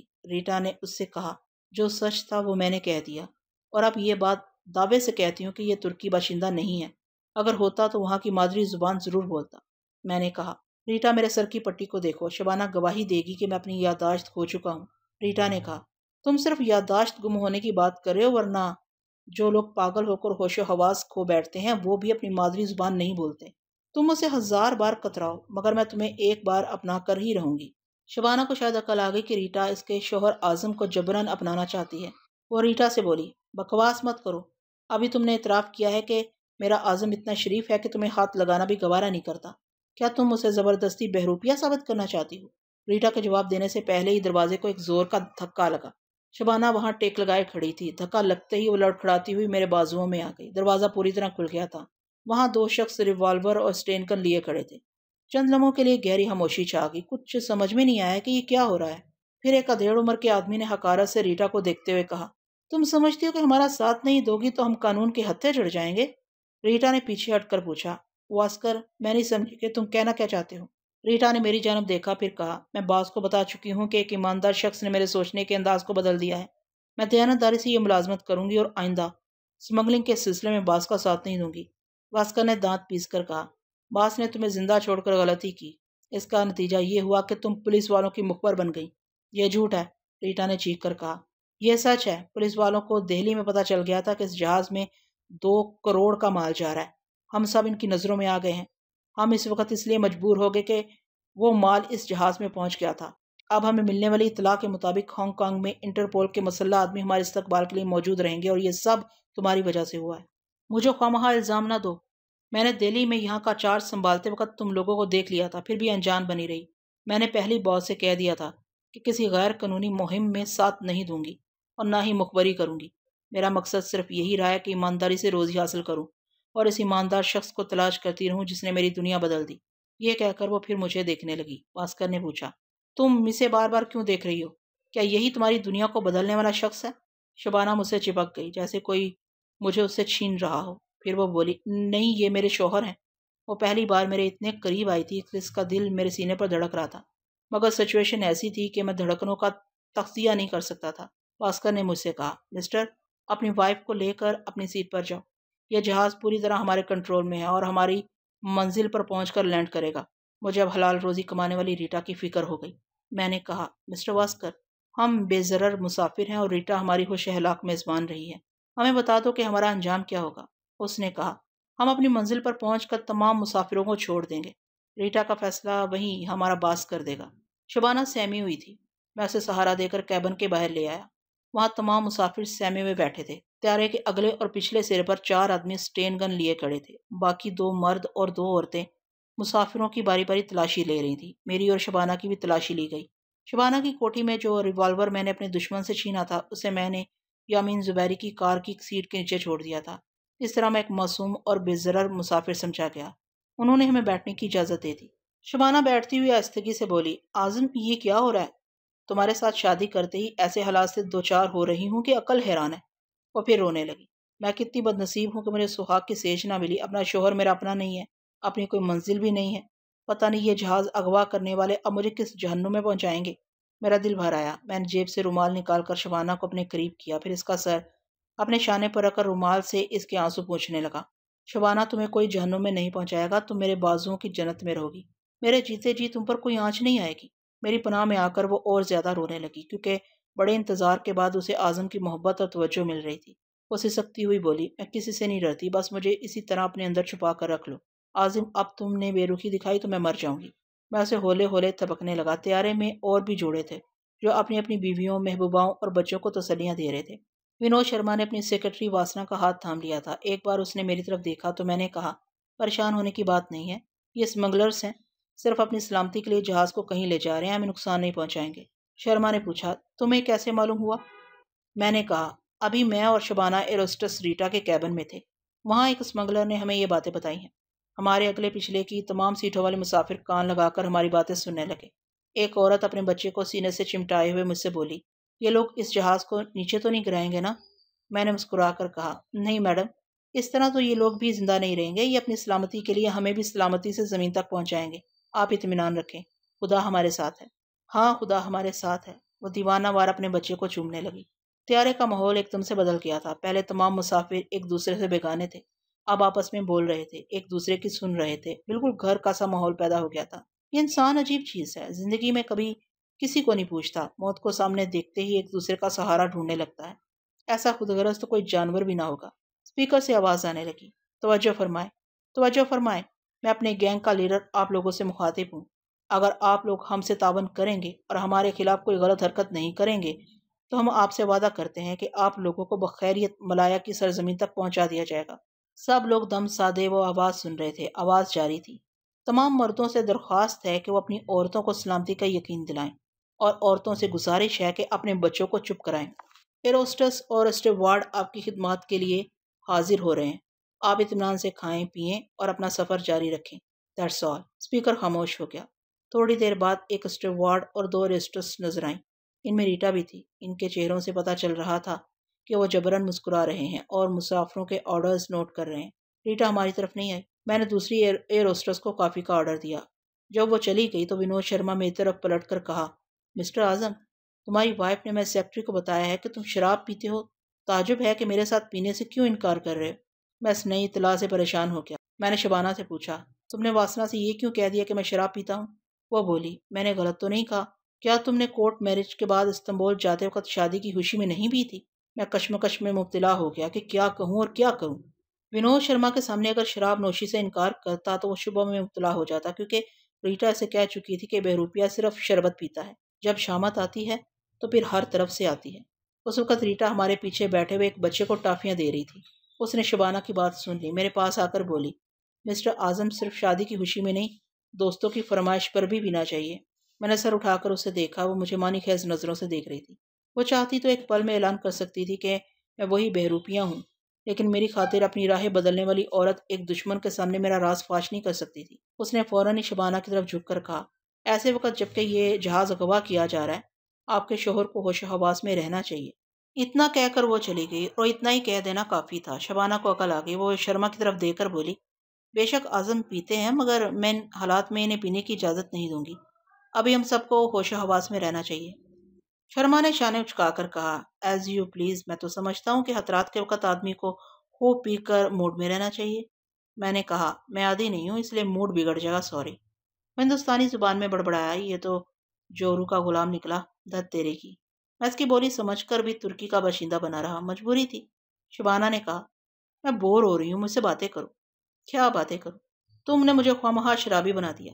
میری سمجھ میں نہیں آتا اعظم کہ تمہیں ماضی کیسے یاد آئے گا۔ اگر یہ سٹین گن والے نہ ہوتے تو میں تمہیں خوب پلاتی۔ ہو سکتا ہے کہ نشے کی زیادتی سے بولی ہوئی باتیں یاد آ جاتی۔ نہ میں پیتا ہوں، نہ پیوں گا۔ مشکل یہ ہے کہ نہ پینے سے شرما مجھے وہی بے روپیہ سمجھ سکتا ہے۔ تعجب ہے، وہ ریٹا بھی تمہیں بے روپیہ سمجھ کر مری جا رہی ہے۔ اگر وہ انقرہ میں ہوتی تو میں سے شوٹ کر دیتی۔ غصہ تھوک تو ہم دوسری باتیں کریں گے۔ گفتگو کا موضوع بدلنا ہی مناسب تھا۔ میں شرما کے سامنے بہروپیہ نہیں بن سکتا تھا، شبانہ کے لیے اعظم نہیں بن سکتا تھا، اور خود کو فرحاد کہہ کر اعظم کے پاسپورٹ پر سفر نہیں کر سکتا تھا۔ اس طیارے میں صرف ریٹا مجھے پہچان گئی تھی اور بڑی دانش مندی سے میرا بھرم رکھ رہی تھی۔ 1 گھنٹے بعد اسپیکر سے ہدایات دی گئیں کہ تمام مسافر سیفٹی بیلٹ باندھ لیں، طیارے کو کہیں اتارنے کی کوششیں کی جا رہی ہیں۔ ہم نے ہدایت پر عمل کیا، سیفٹی بیلٹ باندھ کر اپنی سیٹ پر جم گئے۔ رات کا پچھلا پہر تھا، 3 بجنے والے تھے۔ کھڑکی کے باہر گہری تاریکی تھی، کچھ سمجھ میں نہیں آ رہا تھا کہ ہمیں کہاں پہنچایا جا رہا ہے۔ پھر طیارہ تھوڑے تھوڑے وقفے سے ڈولنے لگا، کبھی ایک طرف کبھی دوسری طرف جھکنے لگا۔ عورتیں رو رہی تھیں، بچے چیخ رہے تھے اور تمام مرد دم بخود بیٹھے ہوئے تھے۔ طیارے کی پرواز نیچی ہو گئی تھی۔ کبھی کبھی کھڑکی کے باہر ایسی روشنی دکھائی دیتی جیسے بہت سی مشعلیں جل رہی ہوں، دور تک جیسے دیے ٹمٹما رہے تھے۔ وہ روشنیاں کبھی کبھی گم ہو جاتی تھی، یعنی طیارہ دائرے کی صورت میں چکر لگا رہا تھا۔ کسی رن وے یا سگنل کے بغیر لینڈ کرنا خطرے سے خالی نہ تھا۔ جہاز ایک پل میں تباہ ہو سکتا تھا۔ مجھے تو یوں لگا جیسے وہ میری زندگی کے آخری لمحات ہوں۔ شبانہ نے مضبوطی سے میرا ہاتھ تھام لیا تھا، مگر وہ بڑی پرسکون تھی۔ معلوم ہوتا تھا میرے ساتھ مرنے کی آرزو میں بیٹھی ہو۔ پھر اچانک ہی جہاز کو دھچکا سا لگا۔ تمام مسافر لرز کر رہ گئے۔ طیارے کے پہیوں نے زمین کو چھو لیا تھا۔ اس کی رفتار سست ہوتی چلی گئی۔ تھوڑی دیر کے لیے گہری خاموشی چھا گئی، جیسے سب کو موت سونگھ کر گزر گئی ہو۔ پھر ایک ننھے سے بچے نے رو کر زندگی کا پتہ دیا۔ ہم سب اپنی اپنی جگہ سے اٹھ کر کھڑکی کے پار دیکھنے لگے۔ معلوم ہوا طیارے کے دونوں طرف مشال بردار دور تک کھڑے ہوئے تھے۔ اس طرح انہوں نے اپنے درمیان ایک کچا رن وے بنا کر طیارے کو اترنے کا موقع دیا تھا۔ باہر کی گہری تاریکی میں ملایا کہ صرف وہی ننگ دھڑنگ باشندے نظر آ رہے تھے جو اپنے ہاتھوں میں مشلیں تھامے ہوئے تھے۔ ان کے بدن پر صرف ایک لنگوٹ نما کپڑا بندھا ہوا تھا۔ اسپیکر سے آواز آنے لگی، ٹینشن پلیز، ہم آپ کو بخیریت زمین تک پہنچنے کی مبارکباد دیتے ہیں۔ یہ ملایا کی سرزمین ہے اور آپ دریائے جندریا کے قریب کلنستان کے گھنے جنگل میں ہیں۔ یہاں کے باشندے ہماری تہذیب سے ناآشنا ہیں۔ یہ دوست بن کر مہمان نوازی کر سکتے ہیں اور دشمن بن کر ایک ایک کو موت کے گھاٹ اتار سکتے ہیں۔ مسافر عورتیں سہم کر اپنے آس پاس مردوں کو دیکھنے لگی۔ آواز آ رہی تھی، آپ اس جنگل کی تہذیب سے گزر کر شہری تہذیب تک پہنچنا آپ کا کام ہے۔ آپ لوگوں کو 1 گھنٹے بعد اس طیارے سے باہر نکلنے کی اجازت دے دی جائے گی۔ سب لوگ اپنی اپنی جگہ صبر و تحمل سے بیٹھے رہیں۔ اگر کوئی مقررہ وقت سے پہلے جبراً باہر آنا چاہے گا تو اسے بدریغ گولی مار دی جائے گی۔ ہمیں توقع ہے کہ آپ ہمیں خون خرابے پر مجبور نہیں کریں گے۔ That's all. اسپیکر کی ہدایات کے مطابق سب لوگ اپنی جگہ خاموش بیٹھے رہے۔ مسلح افراد اپنے ہاتھوں میں سوٹ کیس وغیرہ اٹھا کر لے جا رہے تھے۔ میں نے آخر میں ریٹا کو دیکھا۔ اس کے پیچھے 2 شخص سٹین گن اٹھائے چل رہے تھے۔ ریٹا نے میرے پاس سے گزرتے وقت مجھے بڑی محبت اور سنجیدگی سے دیکھا۔ میرے اندر ہلچل سی پیدا ہو گئی۔ وہ لوگ ریٹا کو باہر لے جا کر شوٹ کر سکتے تھے اور میں خاموش تماشائی کی طرح بیٹھا نہیں رہ سکتا تھا۔ وہ 2 مسلح افراد ریٹا کو لے کر جہاز کے اگلے حصے میں VIP کلاس کی طرف گئے تھے۔ میں اٹھ کر کھڑا ہو گیا۔ شبانہ نے ہاتھ پکڑ کر پوچھا، کہاں جا رہے ہو؟ میں بھی آتا ہوں۔ نہیں، میں تمہیں کہیں نہیں جانے دوں گی۔ دوسری طرف شرما نے کہا، مسٹر اعظم، آپ مقررہ وقت سے پہلے اٹھیں گے تو وہ لوگ ہمارے دشمن بن جائیں گے۔ تیسری طرف سے آواز آئی، مسٹر بیٹھ جاؤ۔ میں نے کہا، آپ لوگ خواہ وہاں گھبرا رہے ہیں۔ اگر میں جاؤں گا تو وہ مجھے گولی ماریں گے۔ میں تمہیں نہیں جانے دوں گی۔ شبانہ اٹھ کر مجھ سے لپٹ گئی۔ شبانہ، مجھے چھوڑ دو۔ ریٹا معصوم اور بے قصور ہے، وہ لوگ اسے مار ڈالیں گے۔ شبانہ نے ضد کی، پہلے مجھے مار ڈالو، پھر اپنی سگی کے ساتھ مرنے چلے جانا۔ चारों तरफ से लोग दबी दबी आवाज में मुझे धमकियां देने लगे कि मैं बैठ जाऊं, वरना वो सब जबरन मुझे बिठा देंगे। मैं इस ख्याल से बैठ गया कि शबाना अपनी जगह बैठेगी तो मैं अचानक दौड़ता हुआ रीटा की तरफ चला जाऊंगा, लेकिन इसी वक्त वीआईपी क्लास का दरवाजा खुला। फिर एक मुसल्लह शख्स ने पूछा, आजम किसका नाम है? मैं उठकर खड़ा हो गया। मैं हूँ आजम, 1 मिनट के लिए इधर आओ। शबाना ने फिर मेरा हाथ पकड़ लिया। मैं इसके हाथ को थपक कर तसल्ली दी, फिर आगे बढ़कर मुसल्लह शख्स के पास पहुंच गया। उसने स्टेनकन से आगे बढ़ने का इशारा किया। मैं दरवाज़ा खोलकर वीआईपी क्लास में दाखिल हो गया। वहाँ रीटा खड़ी हुई थी। एक शख्स स्टेन गन उठाए इसके करीब था, दूसरी स्टेन गन मेरे पीछे थी। उस क्लास का दरवाज़ा बाहर जाने के लिए खुला हुआ था। रीटा ने मुझसे कहा, मेरे अजनबी दोस्त, मैं नहीं जानती कि मेरा क्या अंजाम होगा, मगर मैंने इन लोगों से साफ कह दिया है कि जब तक तुम मुझे प्यार नहीं करोगे मैं इस त्यारे से बाहर नहीं जाऊंगी। एक शख्स ने कहा, रीटा हम मजबूर हैं, हम मजबूरन तुम्हारी जिद पूरी करें, वरना तुम्हें यहीं गोली मार देते, लेकिन तुम्हारी जिंदगी और मौत का फैसला बॉस करेगा। रीटा ने दोनों बाहें फैलाकर कहा, आओ दोस्त, मैं तुम्हारी आगोश में थोड़ी देर जी लेना चाहती हूँ। फिर न कहना कि मोहब्बत करने वाली औरत अपने महबूब को नहीं पहचानती है। मैंने आगे बढ़कर उसे बाजुओं में समेट लिया। मेरा दिल दुख रहा था। वो जिंदगी के आखिरी किनारे पर खड़ी अपनी मोहब्बत दे रही थी। मैंने इसे कहा, तुम जिंदा रहोगी या फिर मैं भी तुम्हारे साथ मरूंगा। वो बड़ी आस्तगी से बोली, मेरी जेब में पिस्तौल है, हाथ डालो, सेफ्टी कैच ऑन है। यह बात सुनते ही मेरे जिस्म में बिजली सी भर गई। मेरा दायां हाथ यूनिफॉर्म के अंदर पहुंचा। नन्ना सा पिस्तौल गिरफ्त में लेते ही मैंने फुर्ती से पलटकर फायर किया। इसके साथ ही रीटा को लिए फर्श पर गिर पड़ा। यह हिकमत अमली इसलिए थी कि दूसरे शख्स की पहली फायरिंग खाली जाए और मैं फर्श पर गिरते ही उसे निशाना बनाऊं। कुछ ऐसा ही नतीजा सामने आया। इसके स्टेनगन का पहला ब्रस्ट खाली गया, मगर शोमई किस्मत से रीटा मुझ पर आ गिरी थी। जब तक मैं फायर करता, दूसरे ब्रस्ट की गोलियां उसे छलनी करती चली गई। मेरा निशाना भी खाली नहीं किया, लेकिन रीटा जिंदगी से हारी हो गई थी। मेरा लिबास इसके लहू से भीग रहा था और त्यारे के दूसरी तरफ औरतों और बच्चों का शोर सुनाई दे रहा था। सभी फायरिंग की आवाज़ सुनकर खौफजदा थे। मैंने बड़ी आस्तगी से रीटा को फर्श पर लिटा दिया। उसका चेहरा खामोश और पुरसुकून था। बेचारी ने मेरी शनासाई के लिए अपनी जिंदगी को शनाख्त से इनकार कर दिया था। आसमान पर मेजबानी करने वाली रीटा, मैं तुझे कभी नहीं भूलूंगा। अचानक त्यारे के बाहर से फायरिंग हुई। मैं फर्श पर ऊंधा लेटा रहा। दरवाजे से जीना मुंसलिक नहीं था, लिहाजा किसी के अंदर आने का खदशा नहीं था। बाहर से वास्कर की आवाज़ सुनाई दी। उसने कहा, वहाँ क्या हो रहा है? फ्रांस, रेडी, तुम दोनों खामोश क्यों हो? मैं फर्श पर लुढ़कता हुआ मुर्दा फ्रांस और रेडी के पास पहुंचा। वहां से एक स्टेन गन उठाई, आहिस्तगी से उठकर दरवाजे की आड़ ली। मशालों की रोशनी में वास्कर और उसके साथी नजर आ रहे थे। मैंने अचानक ही दरवाजे के सामने आकर स्टेन गन का एक ब्रस्ट ऑन किया, फिर छलांग लगाकर दोबारा दरवाजे की आड़ में पहुंच गया। बाहर कितनी ही चीखें सुनाई दी। रोशनी दूर होती जा रही थी। उसका मतलब यह था कि मशाल बरदार मुकामी बाशिंदे भाग रहे थे। फिर भारी भरकम गाड़ियों के स्टार्ट होने की आवाज़ सुनाई दी। वो दाएं जानब मुड़ती हुई जा रही थी। हेडलाइट्स की घूमती हुई रोशनी में वास्कर और उसके साथियों की लाशें जमीन पर नजर आईं। मैंने दरवाजे को आधा बंद किया, फिर दोबारा खोल दिया, ताकि बाहर वाले यही समझे कि त्यारे से फायर करने वाला दरवाजे पर आ गया है। फिर वो फायरिंग करेंगे तो मुझे इनकी मौजूदगी का पता चलेगा। लेकिन बाहर खामोशी रही, सिर्फ दूर जाती हुई गाड़ियों की आवाज़ें सुनाई दे रही थी। मैंने दूसरी स्टेन गन उठाई, फिर वीआईपी क्लास का दरवाज़ा खोल दिया। शबाना ने मेरे खून आलूद कपड़ों को देखकर एक चीख मारी, फिर भागती हुई मेरी तरफ आने लगी। दूसरे मुसाफिर भी मुझे फटी फटी आंखों से देख रहे थे। मैंने हाथ उठाकर शबाना को रोकते हुए कहा, मेरे करीब ना आना, तुम्हारे लिबास पर लहू के धब्बे पड़ जाएंगे। इत्मीनान रखो, मैं जख्मी नहीं हूँ। मेरे मना करने के बावजूद वो मुझसे लिपट गई। आजिम, ये क्या हो रहा है? तुम अपनी जान के दुश्मन क्यों बन रहे हो? अब मैं तुम्हें नहीं जाने दूंगी। मैंने कहा, खतरा टल गया है। मेरे अंदाजे के मुताबिक त्यारे को अगवा करने वाले 7 आदमी मारे गए हैं, बाकी फरार हो गए। फिर मैंने बुलंद आवाज से कहा, दोस्तों, मेरे पास एक स्टेन गन फाजिल है। अगर कोई मेरे साथ अपनी जिंदगी दाव पर लगाना चाहे तो बाहर चले। अगर आप सब खामोश बैठे रहे तो फरार होने वाले दोबारा मुतहद होकर यहाँ आ सकते हैं और हमें नुकसान पहुंचा सकते हैं। मेरी आवाज़ पर कितने ही लोग खड़े हो गए। 2 नौजवान मेरे करीब आए। उनमें से एक ने कहा, मिस्टर, आपने इब्तदा की है, हम इंतहा करेंगे। अब आपको अपनी वाइफ के पास रहना चाहिए, हम बाहर चले जाएंगे। दोनों ने मेरे हाथों से स्टेन गन ले ली। एक बूढ़े ने कहा, आखिर इस हंगामे की क्या जरूरत थी? अगवा करने वाले हमें नुकसान नहीं पहुंचाना चाहते थे। वो चुपचाप हमें यहाँ हमारे हाल पर छोड़कर जा रहे थे। मैंने कहा, बड़े मियाँ, वो स्मगलर्स इतने अहमक नहीं है कि कानून के मुहाफिजों के सामने इनकी शिनाख्त के लिए हमें जिंदा छोड़ जाते। वो इस जहाज के साथ हम सबको तबाह कर देते और मुमकिन है उन्होंने इस मकसद के लिए यहाँ किसी जगह टाइम बॉम्ब रख छोड़ा हो। मेरी यह दलील सुनते ही सब खौफजदा होकर चीखने लगे। कितने ही बाहर निकलने के लिए दरवाजे तक आए। मैं इन 2 जवानों के साथ इन्हें रोक नहीं सका। इनके सलाह में बहता हुआ वीआईपी क्लास में पहुंच गया। खुले हुए दरवाजे के पास आकर सब रुके, क्योंकि बाहर जाने के लिए कोई जीना नहीं था। कुछ ऐसे दहशत ज़दा भी थे جو ٹائم بم سے ہلاک نہیں ہونا چاہتے تھے۔ انہوں نے اندھا دھند باہر کی جانب چھلانگیں لگا دی۔ ان کے گرنے اور چیخنے کی آوازیں سنائی دیں۔ کسی نے ٹارچ روشن کی۔ نیچے پہنچنے والے بے تحاشا طیارے سے دور بھاگ رہے تھے، اور اس طرح یہ اندازہ ہو گیا کہ باہر دشمن موجود نہیں ہے۔ شبانہ اس بھیڑ میں بچھڑ گئی تھی۔ میں نے موقع سے فائدہ اٹھا کر چھلانگ لگا دی۔ زمین پر پہنچا تو میرے قریب 2-4 افراد اور گرے۔ وہ لوگ تقریباً ہوش و حواس میں تھے۔ میں نے کہا، عورتوں اور بچوں کو فوراً ہی نیچے لانے کا انتظام کرنا ہوگا۔ ایک جوان نے کہا، اس کے لیے سیڑھی بنانی ہوگی یا رسی لٹکا کر انہیں اتارنا ہوگا۔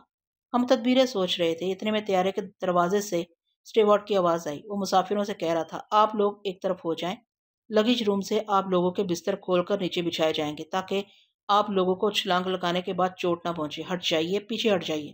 5 منٹ کے بعد یہ اسٹیورڈ اور طیارے کا پائلٹ فولڈنگ بستروں کو پھینکنے لگا۔ ہم انہیں کھول کھول کر بچھانے لگے۔ جب بستروں کا ایک بہت ہی تیز اسٹیج بن گیا تو پہلے بچوں کو نیچے پھینکا گیا، پھر عورتیں چھلانگ لگا کر اپنے بچوں کو سمیٹتی ہوئی طیارے سے دور بھاگنے لگی۔ شبانہ میرے پاس آ گئی۔ آخر میں مردوں نے چھلانگ لگائی۔ طیارہ خالی ہوتا جا رہا تھا۔ لوگ ایک سمت بھاگتے جا رہے تھے۔ سب کے ذہن میں ایک ہی دہشت تھی کہ طیارے میں کئی ٹائم بام رکھا گیا ہے اور کسی وقت بھی قیامت خیز دھماکوں سے اس کے چیتھڑے اڑ سکتے ہیں۔ شبانہ میرے ساتھ دوڑتے دوڑتے ہانپنے لگی۔ وہ بار بار گرنے لگتی تھی، میں سنبھالتا جاتا تھا۔ وہ ایک جگہ تھک کر ہار کر بیٹھ گئی اور سانس تیزی سے چل رہی تھی۔ ہانپنے کے باعث منہ سے آواز نہیں نکل رہی تھی۔ اس نے اشارے سے بتایا کہ آگے نہیں بڑھ سکے گی۔ میں نے آس پاس دیکھا، اندھیرے میں بہت سی عورتیں اور بچوں کی دھیمی آوازیں سنائی دے رہی تھیں۔ سبھی وہاں نڈھال ہو کر بیٹھ گئے تھے۔ طیارہ وہاں سے نظر نہیں آ رہا تھا۔ پتہ نہیں ہم بھاگتے ہوئے کتنی دور آ گئے تھے۔ کسی حد تک یہ اطمینان ہو گیا کہ دھماکے سے یہاں نقصان نہیں پہنچے گا۔ اندھیرے میں کسی نے کہا، اسمگلروں نے ہمیں 1 گھنٹہ تک طیارے میں خاموش بیٹھنے کے لیے کہا تھا۔ وہ 1 گھنٹہ گزر چکا ہے۔ میرا خیال ہے کہ ٹائم بام نہیں رکھا گیا ہے۔ کسی عورت نے تائید کی، ہاں، اس اعظم نامی شخص نے ہمیں خواہ خوفزدہ کیا۔ لعنت ہے اس پر۔ میں نے مسکرا کر کہا، اگر میں نے خواہ وہ بات کہہ دی تھی تو تم طیارے میں واپس جا کر اپنا سامان لے آؤ۔ میری بات کا کسی نے جواب نہیں دیا۔ میں نے کہا، دشمنوں سے کسی بھی دشمنی کی توقع کی جا سکتی ہے۔ میں نے ایک شبہ کے تحت تم لوگوں کو طیارے سے دور پہنچا کر ایک حفاظتی تدبیر کی ہے۔ کوئی جرم نہیں کیا ہے۔ کتنے ہی لوگ میری تائید کرنے لگے۔ پھر ایک ٹارچ روشن ہوئی۔ اس ٹارچ میں دور تک مسافر نظر آئے۔ کچھ گھاس میں بیٹھے ہوئے تھے، کچھ لیٹے ہوئے تھے اور کچھ درختوں سے ٹیک لگائے کھڑے تھے۔ ایک نے پوچھا، کیا سب یہاں آ گئے ہیں؟ ایک عورت نے روتے ہوئے کہا، میرا 5 برس کا بچہ نظر نہیں آ رہا ہے۔ رومی تم کہاں ہو؟ وہ ٹارچ والے کے ساتھ رومی کو تلاش کرنے لگی۔ اتنے میں شرما کی آواز سنائی دی، میری سیکریٹری نظر نہیں آ رہی، واسنا تم جہاں بھی ہو میری آواز سن کر چلی آؤ۔ اس کے بعد ایک لڑکی کی آواز سنائی دی، پاپا تم کہاں ہو؟ میں روزی تمہیں آواز دے رہی ہوں۔ پاپا پاپا، میں نے کہا، کچھ لوگ گم ہو گئے ہیں، شاید طیارے سے باہر نہیں لائے گئے، ہمیں واپس جانا چاہیے۔ شبانہ نے کہا، میں تمہیں نہیں جانے دوں گی، کہاں ہو تم؟ میرے قریب رہو۔ وہ تاریکی میں میری آواز کی سمت بڑھی، میں پیچھے ہٹ گیا، پھر دبے قدموں سے دور ہوتا چلا گیا۔ وہ قافلے میں تھی، میں کچھ دیر کے لیے اسے وہاں چھوڑ سکتا تھا۔ دور اندھیرے میں اس کی آواز سنائی دی، عاظم تم کہاں ہو؟ آواز کیوں نہیں دیتے؟ کسی نے ہنستے ہوئے کہا، لو وہ بھی گم ہو گیا۔ شبانہ کی غصہ بھری آواز سنائی دی، ٹارچ روشن کرو۔ وہ بھی یہاں تھا۔ مجھے ٹارچ کی ہلکی سی روشنی نظر آئی، لیکن میں درختوں کے جھنڈ میں ایک درخت کی آڑ میں کھڑا ہو گیا۔ جب ٹارچ بجھ گئی تو میں پھر بھاگتا ہوا طیارے کی سمت جانے لگا۔ تاریکی میں یہ نہیں کہا جا سکتا تھا کہ میں صحیح سمت جا رہا تھا، کیونکہ ہم اندھا دھند طیارے سے دور ہو گئے تھے۔ ایک دوسرے کے بھاگتے ہوئے قدموں کی آواز نے ہم سب کو ایک مقام پر پہنچایا تھا، اور جنگل کی تاریکی میں کسی ایک مقام کو پہچاننا اور یاد رکھنا تقریباً ناممکن ہوتا ہے۔ میں تیزی سے آگے بڑھتا رہا۔ تاریک سناٹے کی طرح کھڑے ہوئے درخت قریب آتے ہوئے نظر آ جاتے تھے۔ میں ان سے کترا کر آگے بڑھ جاتا تھا۔ ہر لمحہ یہ یقین ہوتا تھا کہ دیو ہیکل طیارہ ذرا دور سے نظر آ جائے گا۔ بہت دیر بعد اپنی حماقت کا احساس ہوا۔ مجھے پہلے سمجھ لینا چاہیے تھا کہ درختوں کے جھنڈ میں طیارہ لینڈ نہیں کر سکتا تھا۔ وہ قدرے میدانی علاقہ تھا جہاں ہم نے طیارے کو چھوڑا تھا، اور میں پیچ در پیچ درختوں کے درمیان سے گزرتا جا رہا تھا۔ میں نے ایک جگہ ٹھہر کر دیکھا، مشرق کی سمت افق پر ہلکی سی لالی نظر آ رہی تھی۔ کسی دم صبح ہونے والی تھی۔ میں نے چاروں طرف گھوم کر آواز دی، رومی رومی، واسنا۔ میری آواز دور تک گونج گئی، پھر خاموشی چھا گئی۔ میں ایک درخت سے ٹیک لگا کر کھڑا ہو گیا، تب میری چھٹی حس نے کہا کہ جنگل خاموش نہیں ہے، قریب ہی کہیں خطرے کی آہٹ ہے، جسے میں محسوس تو کر سکتا تھا مگر خطرے کی سمت کا تعین نہیں کر سکتا تھا۔ کھلی جگہ بھاگ کر اپنی حفاظت نہیں کر سکتا تھا۔ میں فوراً بیٹھ گیا، پھر زمین پر لیٹ کر آہستہ آہستہ رینگنے لگا جہاں کسی نے میری بو سونگھ لی تھی۔ وہ جگہ چھوڑ دینا ہی دانش مندی تھی۔ ویسے اس وقت خطرہ کہاں نہیں تھا۔ جنگل میں سانپ بھی تو ہوتے ہیں، وہ بھی میرے طرح پیٹ کے بل رینگتے ہوئے مجھ پر حملہ کر سکتے تھے۔ زمین سے اٹھ کر کسی بھی دشمن کا ٹارگٹ نہیں بننا چاہتا تھا۔ میں ٹھہر ٹھہر کر پیٹ کے بل رینگتا ہوا ذرا دور نکل آیا۔ آسمان کا مشرقی کنارہ کچھ واضح ہو گیا تھا۔ تھوڑی دیر میں سویا ہوا جنگل جاگنے والا تھا۔ پھر میں اپنی روپوشی برقرار نہیں رکھ سکتا تھا۔ یہی خدشہ میرے ندیدہ دشمن کو بھی تھا کہ وہ چھپ کر حملہ نہیں کر سکے گا۔ اس لیے طویل انتظار سے جھنجھلا کر اس نے آواز دی، "یو ڈیم فول! تم کہاں مر گئے؟ آواز دو ورنہ میں اس عورت اور بچے کو گولی مار دوں گا۔" میں نے اطمینان کی سانس لی۔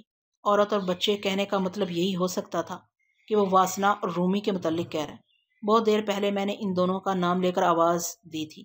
مجھے للکارنے والا سمجھ گیا تھا کہ میں ان دونوں کی تلاش میں آیا ہوں، اس لیے انہیں گولی مار دینے کی دھمکی دے رہا تھا۔ خوبی ایک قسمت سے وہ میرے بالکل قریب تھا۔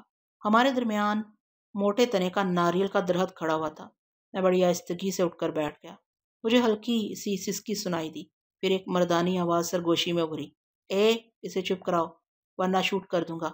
واسنا کی دھیمی سی آواز سنائی دی، تم بار بار دھمکی دے کر بچے کو خوفزدہ کر رہے ہو۔ میں بھی کہتی ہوں ہمیں تلاش کرنے والا جا چکا ہے، بھگوان کے لیے ہمیں جانے دو۔ بکواس مت کرو، مرد کی آواز آئی۔ میں نے اس کے قدموں کی آواز نہیں سنی ہے، وہ واپس نہیں گیا ہے۔ میں نے سر کو ذرا بائیں جھکا کر درخت کی آڑ سے دیکھا۔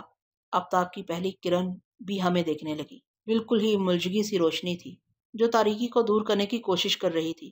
مجھے واسنا نظر آئی۔ وہ درخت سے 2 قدم کے فاصلے پر رومی کو گود میں اٹھائے کھڑی تھی۔ اسی وقت درخت کے پیچھے سے ایک ریوالور والا ہاتھ آگے بڑھا۔ وہ درخت کے دوسری جانب دیکھنے کے لیے جھک رہا تھا۔ میں نے ایک بارگی اس کی کلائی کو مضبوطی سے گرفت میں لے کر اوپر کی طرف جھٹکا دیا۔ ٹھائیں کی آواز کے ساتھ گولی چلی۔ درختوں کے پرندے شور مچاتے ہوئے اڑنے لگے۔ ٹھائیں! دوسری فائرنگ کے ساتھ ہی میں نے ریوالور والے ہاتھ کو موڑ کر اسے گرفت میں لیا، لیکن اسے اٹھا کر پھینکنے سے پہلے معاف کر دیا کیونکہ وہ بوڑھا اور کمزور تھا۔ ریوالور آسانی سے میری گرفت میں آ گیا تھا۔ میں نے اسے ہولے سے دھکا دیا تو وہ گھاس پر گر پڑا۔ میں نے اسے پہچان لیا۔ وہ وہی بوڑھا تھا جس نے طیارے میں مجھ پر اعتراض کیا تھا کہ اسمگلروں کو گولیوں کا نشانہ بنا کر مجھے ہنگامہ نہیں کھڑا کرنا چاہیے تھا۔ وہ سہم کر گھاس پر سے اٹھتے ہوئے بولا، "مجھے نہ مارنا، میں دشمن نہیں ہوں۔" میں نے پوچھا، "کیا تم روزی کے پاپا ہو؟" "ہاں، میں وہی ہوں۔ مجھے نہ مارو، نہیں تو میری بیٹی میرے غم میں مر جائے گی۔" میں نے واسنا کی جانب دیکھا۔ صبح کا اجالا باریک ہو کر اس کے بدن سے لپٹ رہا تھا۔ وہ رومی کو گود سے اتار کر اپنی ساڑی درست کر رہی تھی اور مجھے احسان مندی سے دیکھ رہی تھی۔ میں نے پلٹ کر بوڑھے سے پوچھا، "تمہارا نام کیا ہے؟" "وائن ایڈگر۔" اس نے جواب دیا۔ "تم اپنی بیٹی کو چھوڑ کر واسنا اور رومی کو کہاں لے جا رہے تھے؟" "کہیں نہیں، ہم راستہ بھٹک گئے تھے۔" واسنا آگے بڑھ کر بولی، "یہ جھوٹ کہتا ہے۔ میں طیارے سے کودنے کے بعد مسٹر شرما کو تلاش کر رہی تھی، لیکن وہاں سب لوگ ٹائم بم سے خوفزدہ ہو کر بھاگ رہے تھے اور میں اسے اٹھا کر بھاگنے لگی، مگر ٹھوکر کھا کر گر پڑی۔ تب یہ بوڑھا وائن میرے پاس آیا۔ یہ سب سے آخر میں طیارے سے اترا تھا۔ سب لوگ جا چکے تھے۔ اس نے اندھیرے میں میری ساڑی کو چھو کر کہا، "اچھا، تو تم وہی ہندوستانی لڑکی ہو؟ یہ بچہ اپنے ماں باپ سے بچھڑ گیا ہے، اسے اٹھا کر لے چلو۔" یہ بچے کو اٹھا کر تیزی سے چلنے لگا۔ میں نے کہا، "بھاگو، یہاں کسی بھی وقت ٹائم بم کا دھماکہ ہو سکتا ہے۔" یہ ہنستے ہوئے بولا، "یہ سب بکواس ہے، آرام سے چلو۔" لیکن میں اور تیزی سے چلنے لگی اور اس نے ہاتھ پکڑ کر کہا، "تنہا آگے بڑھو گی تو اس جنگل کی بھول بھلیوں میں گم ہو جاؤ گی۔ میں یہاں کے راستے جانتا ہوں۔" "کیسے جانتے ہو؟" "میں یہاں کئی بار آ چکا ہوں، یہاں کے باشندے بھی مجھے پہچانتے ہیں۔" واسنا کی باتیں سن کر میں نے وائن ایڈگر سے کہا، "ایسے وقت جبکہ سبھی خوفزدہ ہو کر بھاگ رہے تھے، تم سب سے آخر میں اطمینان سے طیارے کے باہر آئے۔ تمہیں کیسے یقین ہوا کہ وہاں ٹائم بم نہیں رکھا گیا ہے؟" اس نے جواب دیا، "بس یوں ہی، میں نے سوچا کہ اسمگلرز اس طیارے کو ٹائم بم سے تباہ کریں گے تو دھماکوں کی آواز اور لپکتے ہوئے شعلے دور تک جائیں گے، پھر وہ فرار ہونے سے پہلے ہی پکڑے جائیں گے، لہٰذا وہ طیارے میں ٹائم بم رکھنے کی حماقت نہیں کر سکتے۔" میں نے پوچھا، "یہاں کے باشندے تمہیں کس طرح پہچانتے ہیں؟" "میں یہاں سے ناریل ایکسپورٹ کیا کرتا تھا، اس لیے تمام مقامی باشندوں سے واقفیت ہے۔ ابھی تو میرے ساتھ چلو، میں تم سے تعارف کراؤں گا۔" مجھے شبہ ہوا کہ وہ باتیں بنا رہا ہے۔ وہ کوالمپور اور پنانگ جیسے ملائکہ شہر میں بیٹھ کر بزنس کر سکتا تھا، اس دور افتادہ جنگل میں غیر مہذب لوگوں میں آ کر کاروبار کرنے والی بات کو ذہن تسلیم نہیں کر رہا تھا۔ میرے ذہن میں ایک تدبیر آئی۔ میں واسنا کی طرف پلٹ کر باتیں کرتے ہوئے ریوالور کے چیمبر کو خالی کرنے لگا۔ میری پشت بوڑھے وائن کی طرف تھی۔ میں نے پوچھا، "واسنا، کیا خیال ہے؟ کیا ہمیں وائن کے ساتھ مقامی باشندوں کی بستی میں جانا چاہیے؟" وہ بڑی محبت اور عقیدت سے مجھے دیکھ دیکھ کر مسکرا رہی تھی۔ اس نے کہا، "تم ذہین بھی ہو اور دلیر بھی۔ اتنے سارے مسافروں میں کوئی ہماری تلاش کے لیے نہیں نکلا، میں کس منہ سے تمہاری تعریف کروں؟" میں نے واسنا کو آنکھ مارتے ہوئے کہا، "میں دیکھ رہا ہوں کہ تم اس ریوالور سے خوفزدہ ہو، ڈرنے کی بات نہیں ہے، میں اسے یہیں پھینک دیتا ہوں۔" میں نے ریوالور کو دور پھینکتے ہوئے کہا، "چلو وائن، بستی تک ہماری رہنمائی کرو۔" وہ ہمارے پیچھے آگے بڑھا۔ پھر چند قدم چلنے کے بعد اچانک ہی پلٹ کر بھاگتا ہوا ریوالور کے پاس پہنچ گیا۔ میں نے اسے آواز دی۔ اس نے ریوالور تان کر کہا لگاتے ہوئے کہا، میں تمہیں بستی میں نہیں جہنم میں پہنچاؤں گا۔ میں نے سہم کر کہا، مسٹر وائن، مگر تم مجھے مارنا کیوں چاہتے ہو؟ وہ دانت پیس کر بولا، مرنے سے پہلے سن لو کہ میں اسمگلروں کا باس ہوں۔ ریٹا جس باس کو جانتی تھی وہ میرا پارٹنر ہے۔ یہ میری پلاننگ تھی کہ میرے ماتحت مجھے مسافروں کے درمیان چھوڑ کر جائیں گے۔ پہلے وہ تمام مال کو ایک محفوظ مقام تک پہنچائیں گے۔ اس وقت تک اگر تمام مسافر بغاوت پر اتر آئیں تو طیارے سے نکل پڑیں تو میں ان کے ساتھ رہ کر اپنے لوگوں کو خفیہ پیغام پہنچاؤں گا تاکہ وہ تم سب کو اس جنگل میں گھیر کر مارتے رہیں اور چشمدید گواہوں کو مٹاتے رہیں۔ میں نے پوچھا، پھر تو تمہیں ان مسافروں کے پاس جانا چاہیے تھا۔ واسنا اور رومی کے ساتھ ادھر کیوں آ گئے؟ ہی وہ ہنستے ہوئے واسنا کو للچائی ہوئی نظروں سے دیکھتے ہوئے بولا، اس کی جوانی پر دل آ گیا ہے۔ تمہارے آنے سے پہلے میں زبردستی کر رہا تھا مگر یہ قابو میں نہیں آ رہی تھی۔ ایسے ہی وقت مجھے احساس ہوا کہ ہمارے قریب کوئی ہے۔ پھر تمہارے پکارنے کی آواز سنائی دی۔ کوئی بات نہیں، اب تمہاری موت کے بعد میرے ارمان پورے ہو جائیں گے۔ یہ کہتے ہی اس نے ریوالور کے ٹریگر کو انگلی سے دبایا۔ کھٹ کی آواز آئی مگر گولی نہ چلی۔ میں نے آگے ہاتھ بڑھا کر اپنی مٹھی کھول دی۔ میری ہتھیلی پر 4 کارتوس رکھے ہوئے تھے۔ میں نے کہا، بے وقوف بوڑھے، اگر میں یہ چال نہ چلتا تو تم اپنی زبان سے اپنا پول نہ کھولتے۔ لاؤ ریوالور واپس کر دو۔ اس نے پتھر مارنے کے انداز میں ریوالور کھینچ مارا، پھر ایک سمت بھاگنے لگا۔ میں نے کارتوس پھینک کر اس کے پیچھے دوڑ لگائی۔ رک جاؤ وائن، میں تمہاری بیٹی کے پاس تمہیں زندہ واپس لے جاؤں گا۔ لیکن وہ بے تحاشا بھاگتا جا رہا تھا۔ اس کے دوڑنے کا انداز بتا رہا تھا کہ وہ اس جنگل کے چپے چپے سے واقف ہے اور جنگلی باشندوں کی طرح اونچے نیچے راستوں پر دوڑتے رہنے کا عادی ہے۔ وہ کم بہت برابر فاصلہ رکھ کر بھاگ رہا تھا۔ اگر مجھے اس کی تیزی اور تراری کا علم ہوتا تو میں اسے دھمکی دینے کے لیے ریوالور ضرور ساتھ لاتا۔ میں نے خواہ ریوالور سے اسے دھمکی دی، رک جاؤ ورنہ فائر کر دوں گا۔ بڈھا چالاک تھا، دھمکی میں نہیں آیا۔ اب میں اسے بڈھا نہیں کہوں گا کیونکہ وہ جوانوں کی طرح دوڑ لگا رہا تھا، بلکہ جوانوں سے زیادہ پھرتی دکھا رہا تھا۔ یقیناً اس کی کوئی منزل ہوگی، اس لیے بے تکان منہ اٹھائے بھاگا جا رہا تھا۔